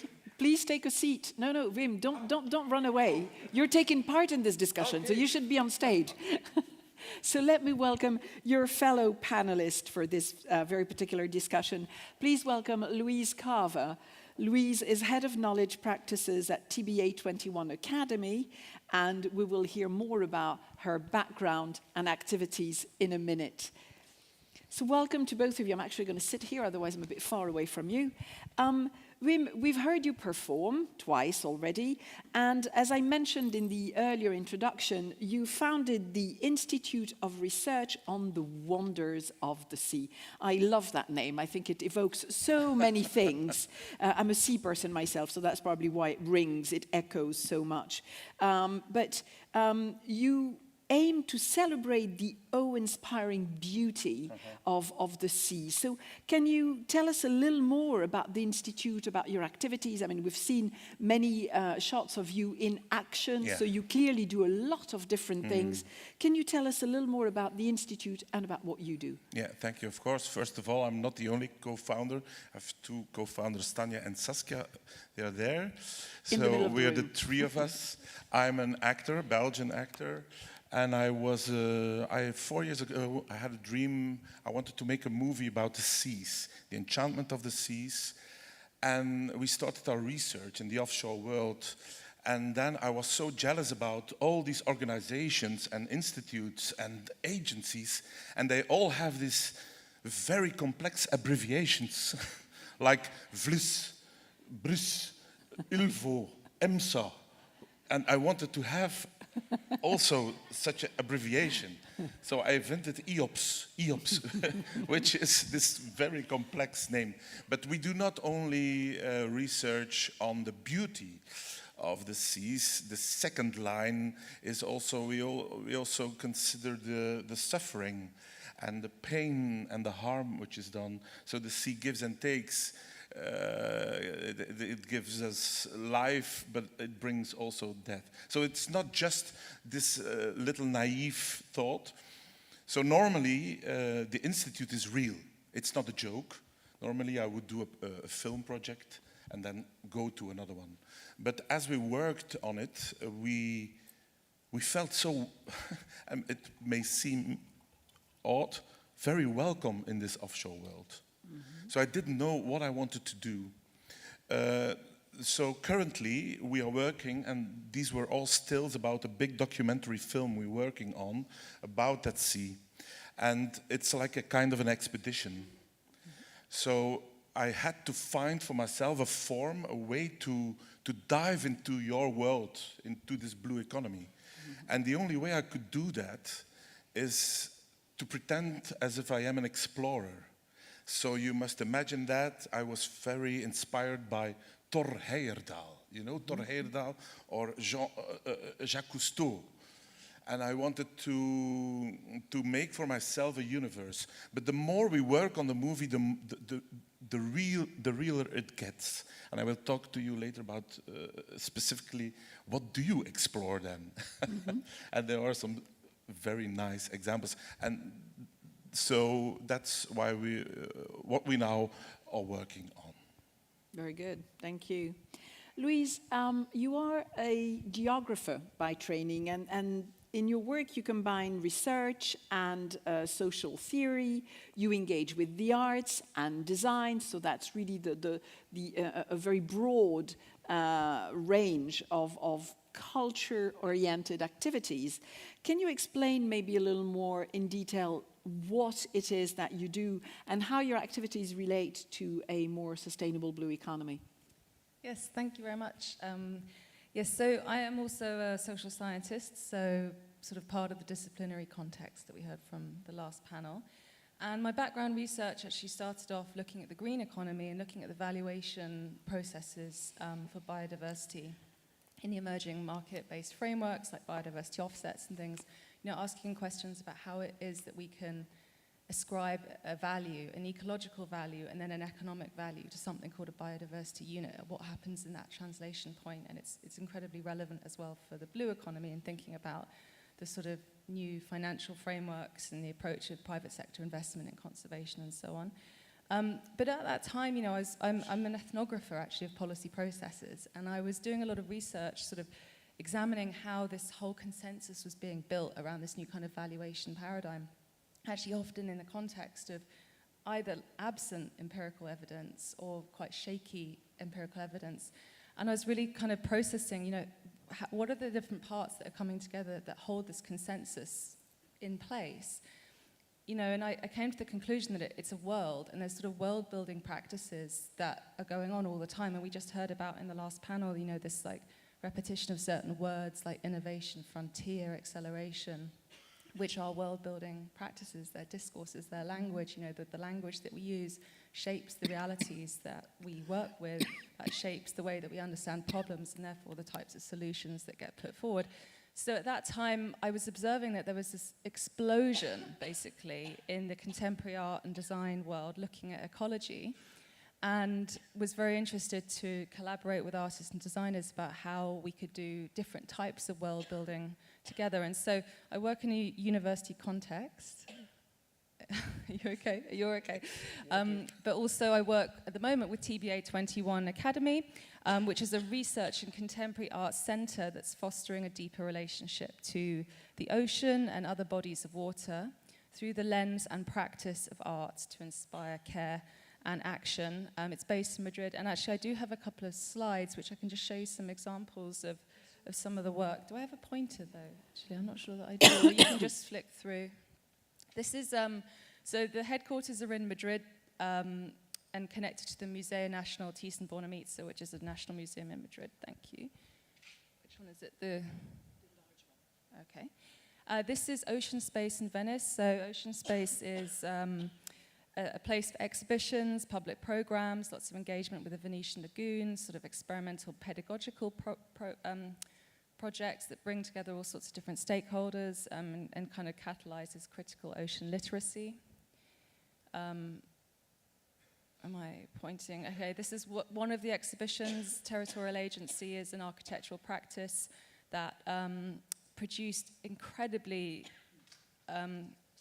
complex arrangements of different data sets to try and visualize, what was going on, the extreme processes of change, these transformational processes, which are actually very hard to account for if you're looking at any one particular discipline. This is a picture of the coastal ecosystems in the Mississippi Delta, looking at sea level rise scenarios. So this is an example. This is another exhibition that has just closed, actually, in Madrid called Liquid Intelligence. That I can talk a little bit about, I think, in some of the following questions about sort of role in exhibitions in the sustainable blue economy, because this is a policy space, and these are not very sort of policy-friendly context, if you like. But I think the thing to say is that TBA really combines sort of art with theory. It's a research center as well, and it's doing this sort of transdisciplinary research that we heard about in the previous panel, but really looking at connecting with the spheres of policy and governance, activism, and so on at the same time. And it, I would say is participating in other kinds of world making and other types of imaginative processes. And we might think about, even just taking the words blue and the words economy and saying, okay, well, what do we mean by both? Are we talking about an ocean that is, a bundle of services for human society? Is it a functional ecosystem producing a set of resources that we can industrialize and use, even if it's sustainably? Or is it something that's much more historical and poetic, sentimental even, empathic? It's what are the creatures? What are the relationships? There's so many different ways that we can understand what the ocean is, and so TBA has been doing a lot of work around that. But we could also say, what do we understand by the economy? We heard about these different ways of actually understanding the economy, and even in the European Parliament in May, they had a conference about degrowth. Thinking not so much just about growth, but what does degrowth mean? And there's the blue donut that was presented within that. That's being developed by Seas at Risk here in Brussels. I hope that gives you a little bit of sense of some of the things that we're doing. I'll just flick through some of these slides, but you can... Yeah, sure. No, I think it definitely touches upon a very broad variety of projects that you have been carrying. And looking at all those projects, do you have a favorite form of art that you use in relation to the blue economy? And you said you'd give us some examples, but we can come back to the examples later. Okay, so yeah, I don't have a favorite in particular. I'm particularly interested, I think, in artistic processes that combine with research. So I said, produce lots of exhibitions. So this is a video actually produced by an artist called Sonia Levy that was commissioned by TBA 21, but also in collaboration with STARTS for Water, which is actually a European program, science and technology and art. And so the EU is already looking at this kind of art and sciences nexus. But so Sonia made this film in the Venetian Lagoon, and she was doing this amazing kind of detailed, I don't know how you go back actually with this one. Oh, that's the pointer. Sorry, I will just have to, there we go. Amazingly detailed footage from the Venetian Lagoon, trying to create a new way of thinking about the lagoon that's very much from below. So rather than this sort of always top-down kind of abstract way of thinking about, Venice's history as a sort of seafaring mercantilist kind of environment, and that's to do with the military as well. This is much about cultivating perspectives from below, that very marginalized perspectives. So this was a film that she produced that's being shown, but is now being adapted. Actually, I'm working with Sonia at the European Marine Board to use this film actually as a sort of technique for facilitating conversations between fishers in the lagoon and the scientists who are developing nature-based solutions. So for me, the art, that there's a huge role for exhibitions, and that they're doing some beautiful work. Almost every Biennale actually in Europe and in fact globally at the moment is looking at ecological issues. But for me, the potential with these policy processes is when we can use them in sort of participative, deliberative context together to sort of help people think in a different way. Wim, what would be your favorite art, your favorite type of art? You clearly touch upon many of them. Yeah, of course, but now we're working on this film, and it brings together a lot of art and a lot of interpretations. What I was not interested in was making a film as an outsider, as filmmaker. So you observe this industry. I wanted really to get in it as deep as possible, to make collaborations. I just didn't want to show something. So the idea of working with the Institute, we would like to continue with that, because there's a big need in storytelling. There's a big need in getting everybody in that boat. And that Institute of us, it's like an umbrella where artists and scientists and the industry meet. And we don't have any dangerous agenda, except that we are lack of money. We are short in money. So if you have money, but that's also with expeditions always the same. Amundsen, when he went on his expedition, or the Gerlach with his boat, there's always short of money. Same with us. But for example, I imagined some ideas, some projects in this film. So people ask me, but what is your expedition? What do you do? What do you do? So we have one project specifically in the movie. There's one sandbank in front of our North Sea. Also, the movie is not Antarctica, it's not the Maldives, it's the North Sea. And there is one sandbank which emerges only once a year in a time window of 1 hour. It's called the Broersbank. And I wanted to research if it was possible to play the Third Symphony of Camille Saint-Saëns with a full philharmonical orchestra on that sandbank. So it's like an embarkation, but you don't see people with guns, and you see the whole industry helping us, supporting us, scientists, dredgers, safety inductions, with violins, with musicians, to embark on that sandbank. We only have 1 hour, and we have to go back. So it's like a useless pilgrimage, which creates a lot of awareness. And you don't have to go with a big piano on the ice on Antarctica. It's just in front of our door, and so very sustainable. We don't have air miles. But a lot of work, I'm sure. But a lot of work. Yes. That's only one example. Another example is we're, as an art ensemble with the Institute, beside of the movie, a museum was asking me to make a sculpture. The museum is in a psychiatric institute in Belgium, and they work very inclusive. So we wanted with our institute to do something about the seas and about depressions. And I built a humpback, a real humpback, a huge humpback. And I put it over there in the middle, in the center of that courtyard.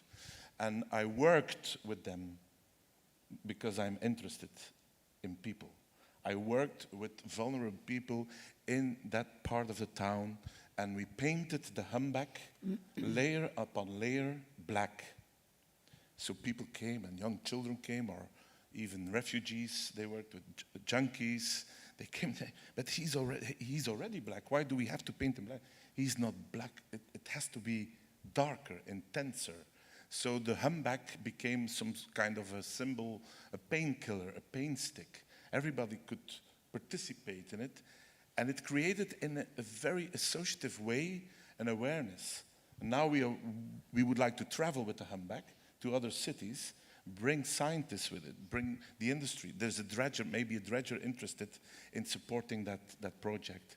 And that, with the Institute, with the movie, with the exhibitions, is what I tried to do. I heard, just do it. So I'm an actor, I play in movies, but this specific project for me is really working together. And to make it possible and to see it happened, the Sandbank project, it was really huge. It was for the production, it was hell. But it's in a way some kind of playful idea which brings the whole industry together with the enormous seriousness. And that's what I like very much. I'd like to get back to you, Louise, because it would be interesting if you knew of examples or ideas that you've come across where art and cultural practices have actually influenced policies or initiatives in the context of the blue economy. Are you aware of any example or any idea that's been launched, maybe any initiative? Not that you could verify, changes, not that you could verify necessarily that come from an artistic practice. I mean, I very much second what you're saying around, the power of experience, actually in bringing people together into kind of liminal spaces where they get to lift off their professional hat for a moment, confront their humanity, recognize that they're in relationship with everybody else and with the non-human world as well. I mean, in terms of contemporary art, I can't give you an example of something that has shown a tangible shift in the blue economy. I'm also very interested in the overlap between these participatory processes, and there is, a filmmaking research method actually that works with artists called community voice method that has been shown to create tangible change in fisheries and marine protected area policy on the south coast of England. The premise is that some of these stakeholder meetings that were bringing people together were just not generating the actual engagement or the openness or the trust building or the consensus that they were seeking in the planning of these. It was the Inshore Fisheries Conservation Authority in England.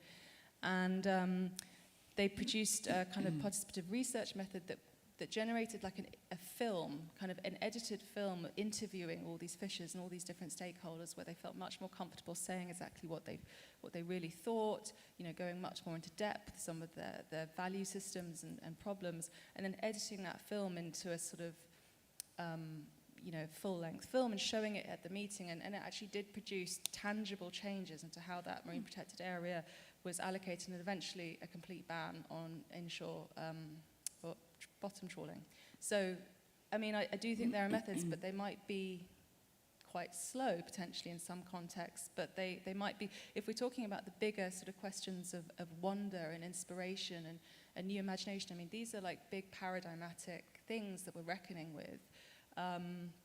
I think the other thing for me is to say that actually it's really expanding what our understanding of art is and a cultural institute can do. And there's so much talk now of transformation, okay? Like, they say that the transformation in our knowledge and governance systems needs to be at the speed and scale that is comparative to the Enlightenment, and science and technology that needs to be equivalent to the scale that was happening during the Second World War. And so we talk about transdisciplinarity, we talk about transformative change. This means that our research processes and their relationship, the knowledge generation and its connection to action and policy needs to transform, okay? And this is not just transforming the downstream outcomes, this is transforming the process. And as much as there's a huge lack of critical social sciences and the humanities and so on in these research processes, there's a huge potential as well to integrate that with the transdisciplinarity that artistic research can bring. And so thinking about further integrating that into the kind of research processes that we're even looking at here, I think there's a tremendous potential, because that would work with, we all need to be transformed as well, like in what way, we don't know exactly, we don't know what the outcome is, but each and every one of us needs to chip away actually at these sort of, to be honest, quite outdated historical paradigms that we've inherited that are fundamentally based on exploitation and extraction. So it's a journey that we can all go on, and there's so much potential, I think. Thank you. We have received a question online from Beatrice Ballino from the University of Bergen. And I'll ask you first, Louise, but I'll also ask the same question to Wim. Would you say that the art that's created from the interaction between artists and scientists is a sort of ocean literacy? Yeah, absolutely. It could be. I mean, I think it could be literacies in all kinds of directions. It could be a political literacy, a social literacy. Yeah, absolutely. This, I think, just to emphasize the point again that I just made, I really don't think the only role for art is about dissemination or about communicating things. I think that there's, there's the capacity to involve artists in the process where the scientists themselves feel transformed and literate in new ways as much as the artists might feel literate in new ways through the scientific research that they're engaging with. So yeah, I think it's for real, like ocean literacy is a big one, but it's all new kinds of literacies too, transformative literacies. Wim, ocean literacy? I mean, I would say that I'm sorry, your work, but what is the meaning of literacy? Literacy? understanding, Ah, culture. Yeah, of course. We can ask other questions. As an artist, you can ask other questions. On one condition, if you do not go for the window dressing. One thing I didn't want to do was to make a corporate movie. So once you step beyond that line, for example, we did the whole movie is financed by the industry. Normally, I should go by government and subventions and all that kind of stuff. But we made it really this choice. So there's a saying, who's the hand that you feed. So we did some podcasts, for example, with a very famous dredger, and who is one of our biggest partners. And I said, can I ask critical questions about deep sea mining, I wanted to make a film about the lost wilderness. Well, the North Sea, the urbanization on that, it's full. It's really full with wind farms. But once you go in this kind of discussion, every CEO, every admiral, everybody, a fisherman, aqua farm, whatever, deep down has a very big heart. That I discovered. We all know the times in Norway that there were these gas pipes and platforms. Yeah. Now everything is so well ecologically prepared, and so deep down I feel a big love for the ocean. So I think we're going to have to wrap up here, and I know this is another discussion that we could have continued, but somebody suggested an interesting wrap-up point for this session, saying Debussy's La Mer certainly brought the ocean into the concert halls in the early 1900s. So in the meantime, I was looking for a recording of Debussy's La Mer so that we can have a few notes at least. Or Elgar, seascapes. There are tons of yeah, there's many of poetry, them. Yeah. Okay, so I'm going to play it next to my mic. Thank you. Yeah. I should maybe go a little further, because if we have only...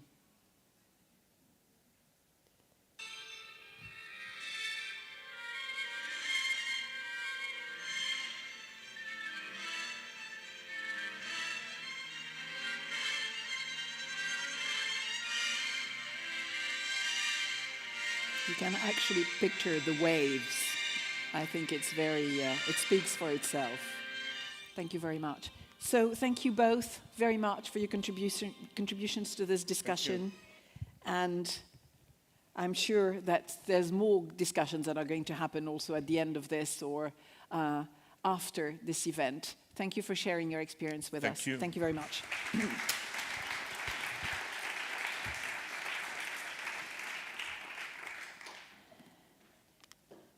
We have now come to our final port of call on this voyage, the voyage that we started yesterday. And as we already touched upon yesterday, it's interesting to look at what lies ahead. What about the blue economy in 2030? So to take us through their vision of what lies ahead, we have with us two representatives of the European Commission coming from two different angles. And the very first one of them is Kęstutis Sadauskas, who's the Deputy Director General of DG Mare at the European Commission.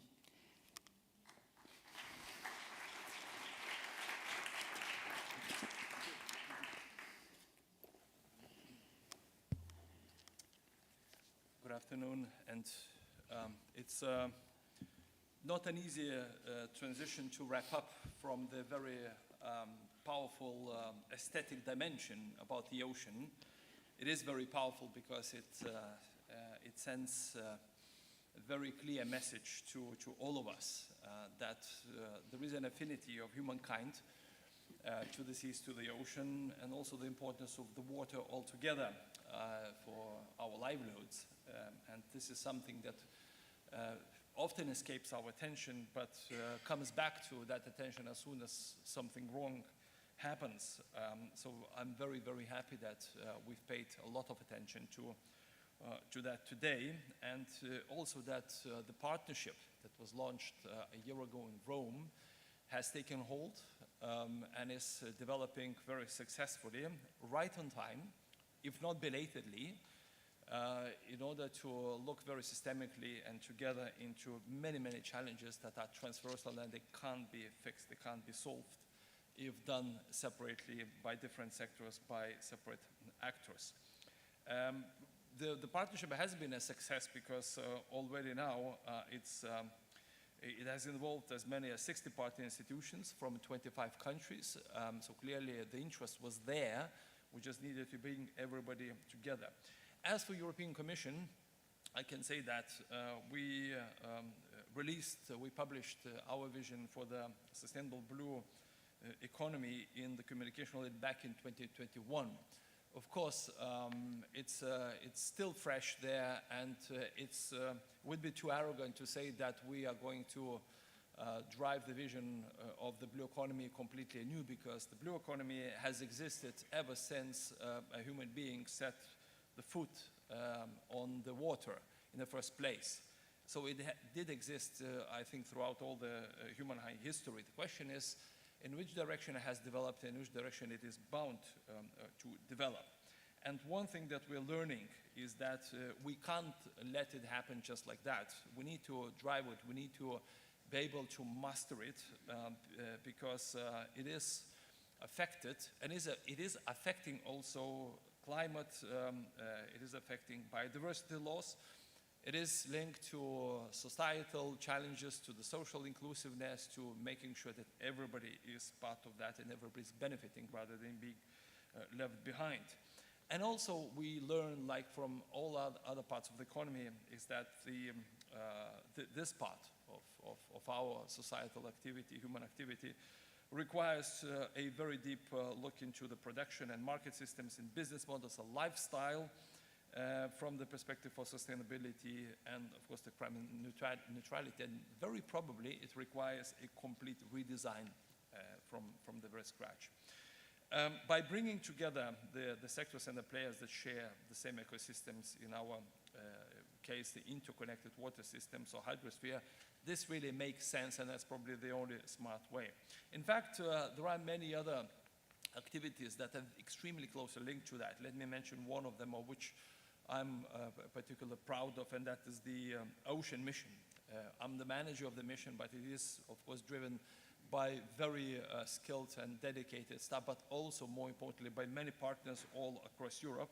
It is a decadal instrument with ambitious targets by 2030 to mobilize funds, programs, public at large, and to achieve major societal goals. It's very clear that the mission is perfectly aligned to the partnership in the intervention area. Let me give you an example, for instance, of the Digital Twin Ocean, or the concept of the associated regions, or the Blue Parks initiative, or the marine spatial planning. All of them, they come together in one or another way also under the partnership. We're also doing it in the mission through the sea basin strategies and macro-regional cooperation, which then allows us to mobilize local communities. And we're also doing it through smart specialization strategies, which are drivers of innovation. These strategies, they also allowed us to create the thematic platform on sustainable blue economy.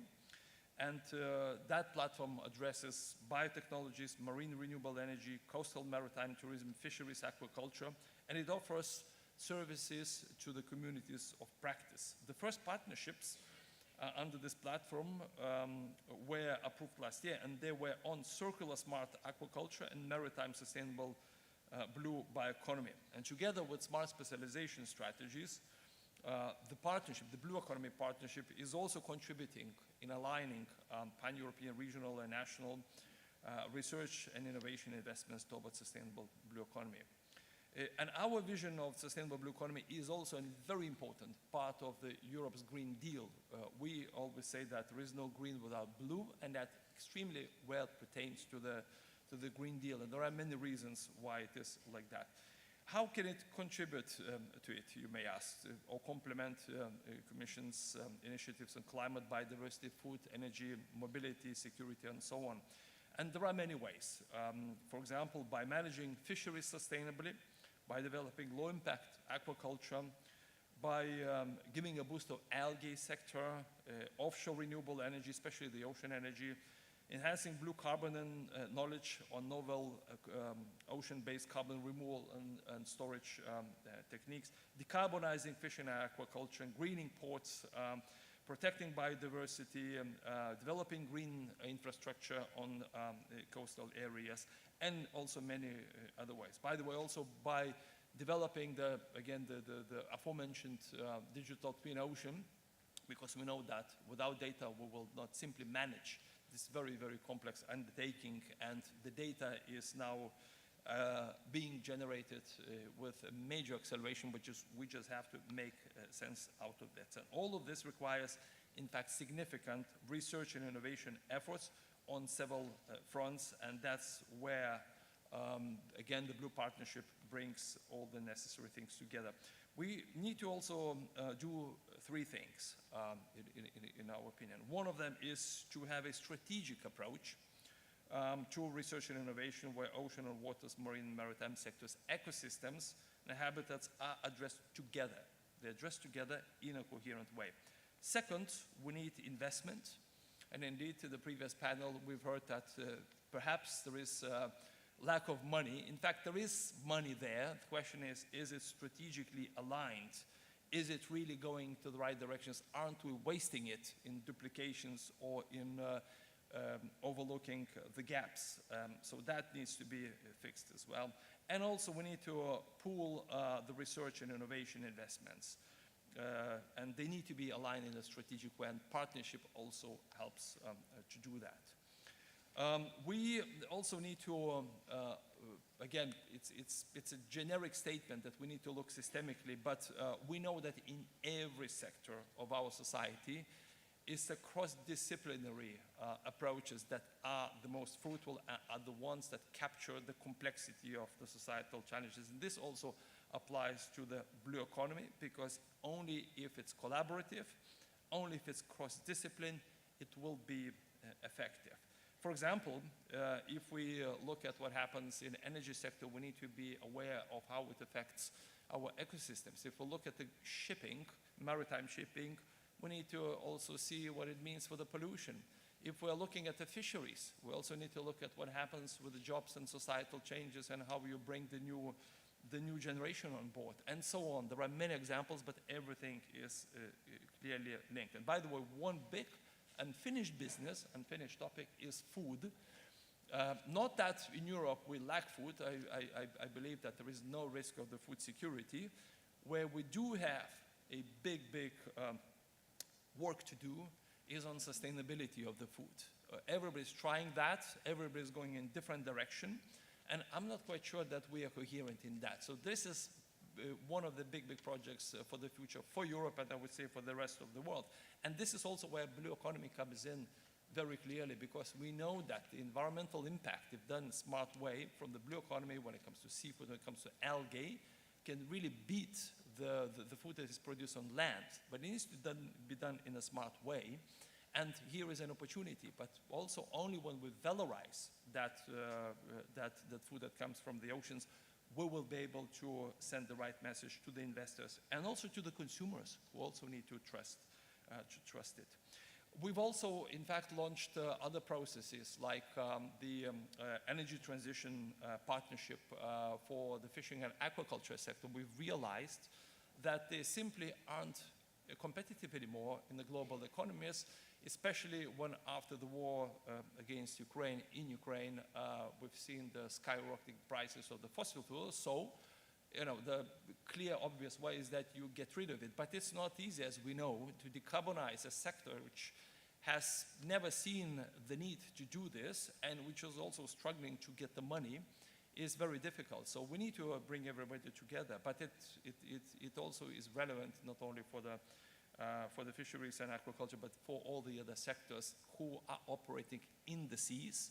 And this is where the big pressure will come next for them. And we have to accompany them, because we've seen, again, coming to food, what happened with the farmers and how sometimes we look back and we see that someone has been indeed left behind, or someone just doesn't believe that the speed with which we're going is the right kind of speed. So we have to take care of that. And there are many other sectors, there are many stakeholders that will be affected by this change. So we have to be prepared. Now, the prospects of the blue economy are good. They're really good. We expect them to grow globally at a rate 3.5 between 2010 and 2030, reaching the gross value added of 2.8 trillion euro in 2030. At least that's OECD's numbers, and they're very plausible. So by 2030, many ocean-based industries will have outperformed the growth of the global economy as a whole in terms of both value added and employment. And that applies to fish processing, to shipbuilding and repair, to offshore wind, to marine aquaculture. All these are expected to exhibit very, very big and good growth. The question is that growth sustainable? Will there be an impact that we don't want to see? So for that, we again have to come back to the cross-disciplinary approaches, and we have to do smart planning of that process. Not that it has to be a planned economy, but smart planning also means that we are able to foresee the impacts of it. And for that, we need to lay the foundations of sustainable blue economy now. We are, at least in Europe, going through a political cycle where we will be electing new politicians who will have the powers to say what they want from the ocean, from the seas, from our waters. And it's very important that that ocean and the blue economy are on their radar screen, because this is something that they will have to keep addressing. And we will have very soon important events to discuss the future of the ocean. In the beginning of March, there will be the entire Ocean Week here in Brussels, where we'll be talking about the ocean literacy, about the investment opportunities, about the innovation, scaling up various innovative solutions, but also about where next Europe sees are going, what is the next of the policies. And I invite you to be active there, because the messages that we'll be articulating and forming are very likely to be picked up by the politicians that European voters will be electing for the next political cycle. So be active. I know that you're already active, but look at these opportunities. They will be absolutely unique. And the last message from me, well, since we are now in the St. Valentine's Day, not only that love needs to be sent to the humankind, but probably also to the ocean. And the concept is very wide, but let's make this love also a blue love. Thank you. Thank you very much. So now to share her vision and the vision of her department for the blue economy in 2030, please welcome Magda de Carli, who's Head of Unit and Deputy Director at the Directorate General Research and Innovation of the Commission. Good afternoon.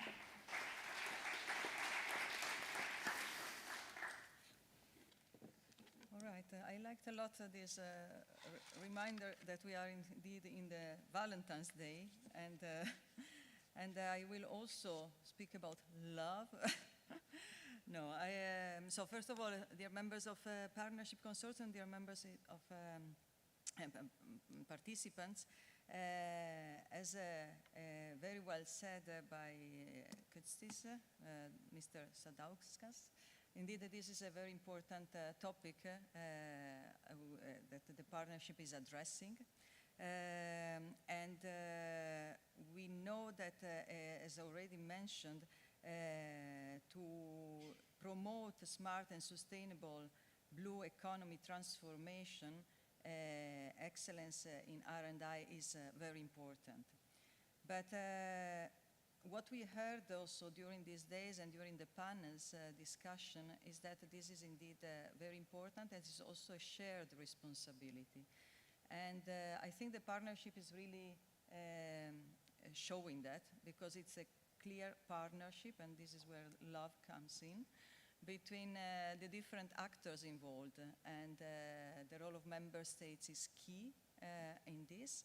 And at the same time, the Commission itself is also putting her love in a form of financial support to the partnership, with this 150 million euro to support the partnership. So it's really a common challenge, and between member states and the Commission, and a lot of actors that have intervened indeed today, bringing their experience, and government, but also companies.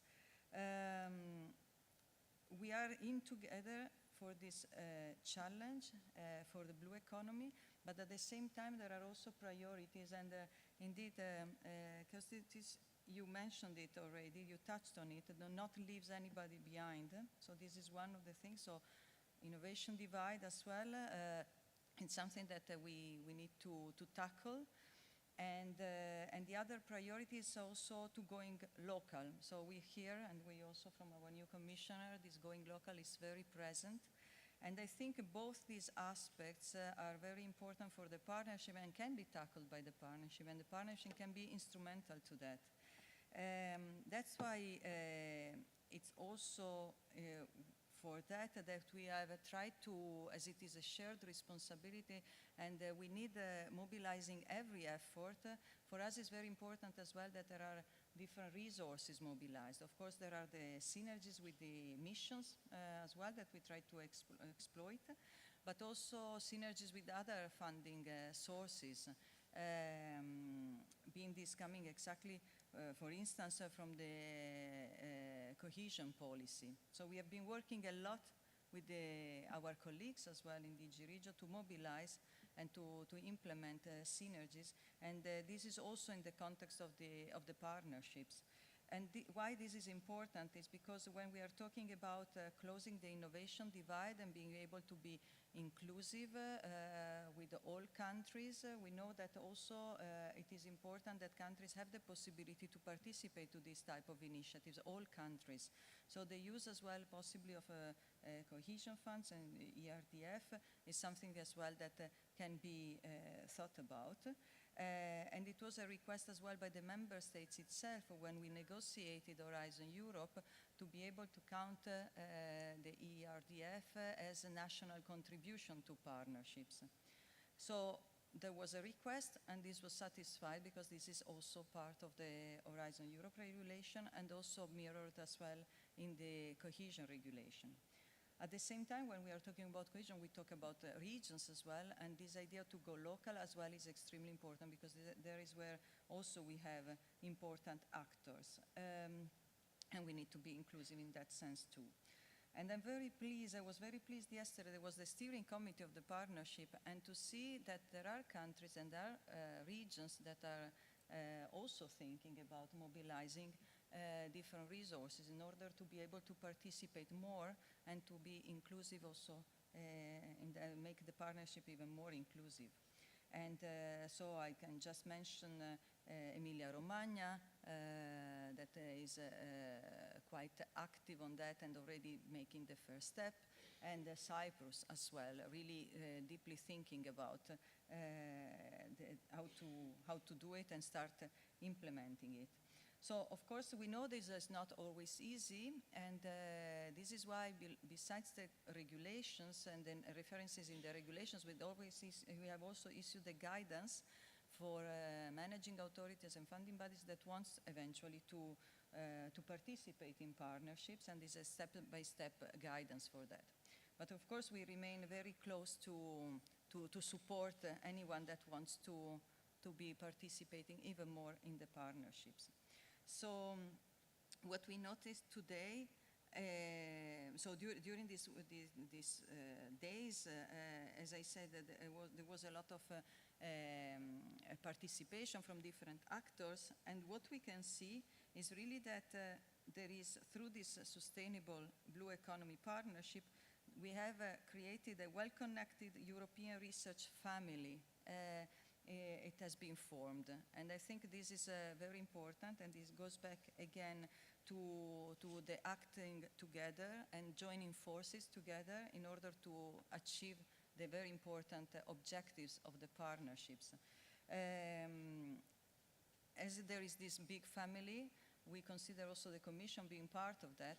So please count on us, to all of those that wants to keep participating with the objective to go to our 2030 vision for the blue economy, being this in all the different sectors, including in research. So count on us, on DG RTD, on DG Mare, all the DGs that are behind this effort to support you and to make of this a real success and a very strong impact for our citizens. So thanks a lot, and this is I don't think the end is the beginning with the upcoming calls as well, and I wish you a lot of success and ready to support you. Thank you.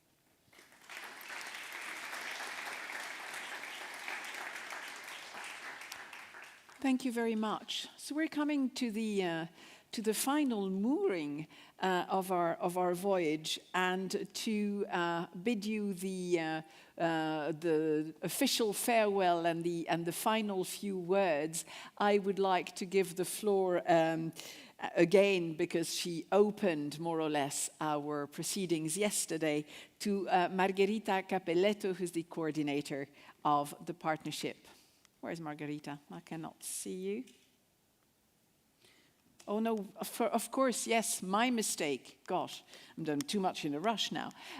Yes, we were supposed to have a direct live connection with Minister Anna Maria Bernini, who's the Minister of University and Research in Italy. Unfortunately, and you know what minister schedules can be like, she could not be with us live, but she did definitely make a point of recording a video message for us to share her involvement in the project. So let's listen to the Minister.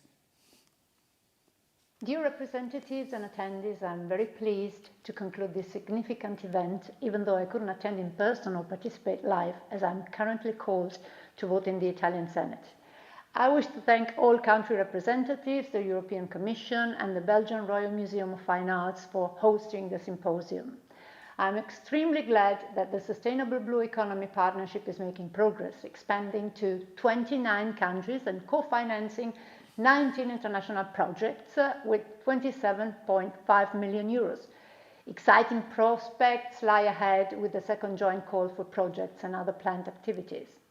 Italy's contribution to the blue economy is substantial, especially in collaboration like the PRIMA program in the Mediterranean region, addressing water scarcity, agriculture, and food security. Globally, Italy is committed to sustainable socio-economic development, notably with the new Mattei Plan for Africa, aiming for lasting relations between Africa and Europe. The Italian G7 presidency this year is another unique opportunity to support research, observe seas, oceans, protect climate and biodiversity, contributing to global economic growth through environmentally conscious development. We plan to co-organize a high-level conference in Bologna as a side event to the G7 Science and Technology Ministerial Meeting, focusing on the Mediterranean and the Atlantic. Initiatives like the Future of Seas and Oceans during our G7 presidency aim to address oceanic challenges, enhance observation infrastructure, and facilitate information sharing. Connectivity across all geographical dimensions is crucial, including commitments from the recent Polar Summit in Paris. In the extremely relevant domain of blue economy, Italy emphasizes the importance of delivering impact. The green and digital solutions from the Sustainable Blue Economy Partnership are vital for technology transfer, competitiveness, and promoting the Union's autonomy and success. In closing, I wish to our partnership ongoing success, urging to maintain the collaborative spirit and commitment demonstrated so far. Looking beyond our current challenges is essential. Thank you.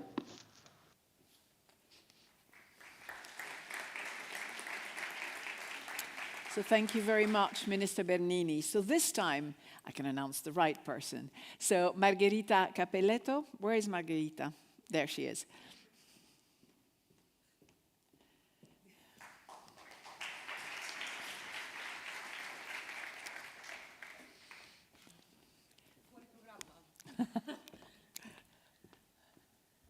I think this is a so-called fuori programma, but it gives me the opportunity to close this symposium and express my gratitude to the organizer for the work done.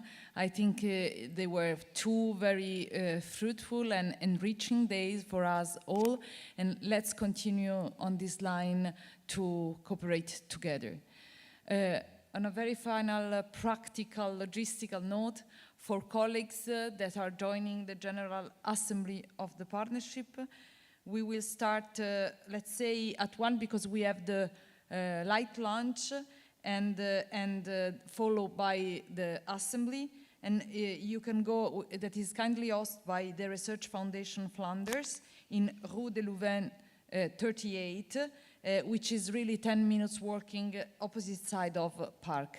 So thank you all once again, and thanks to the moderator for the excellent conduction of this symposium. Thank you.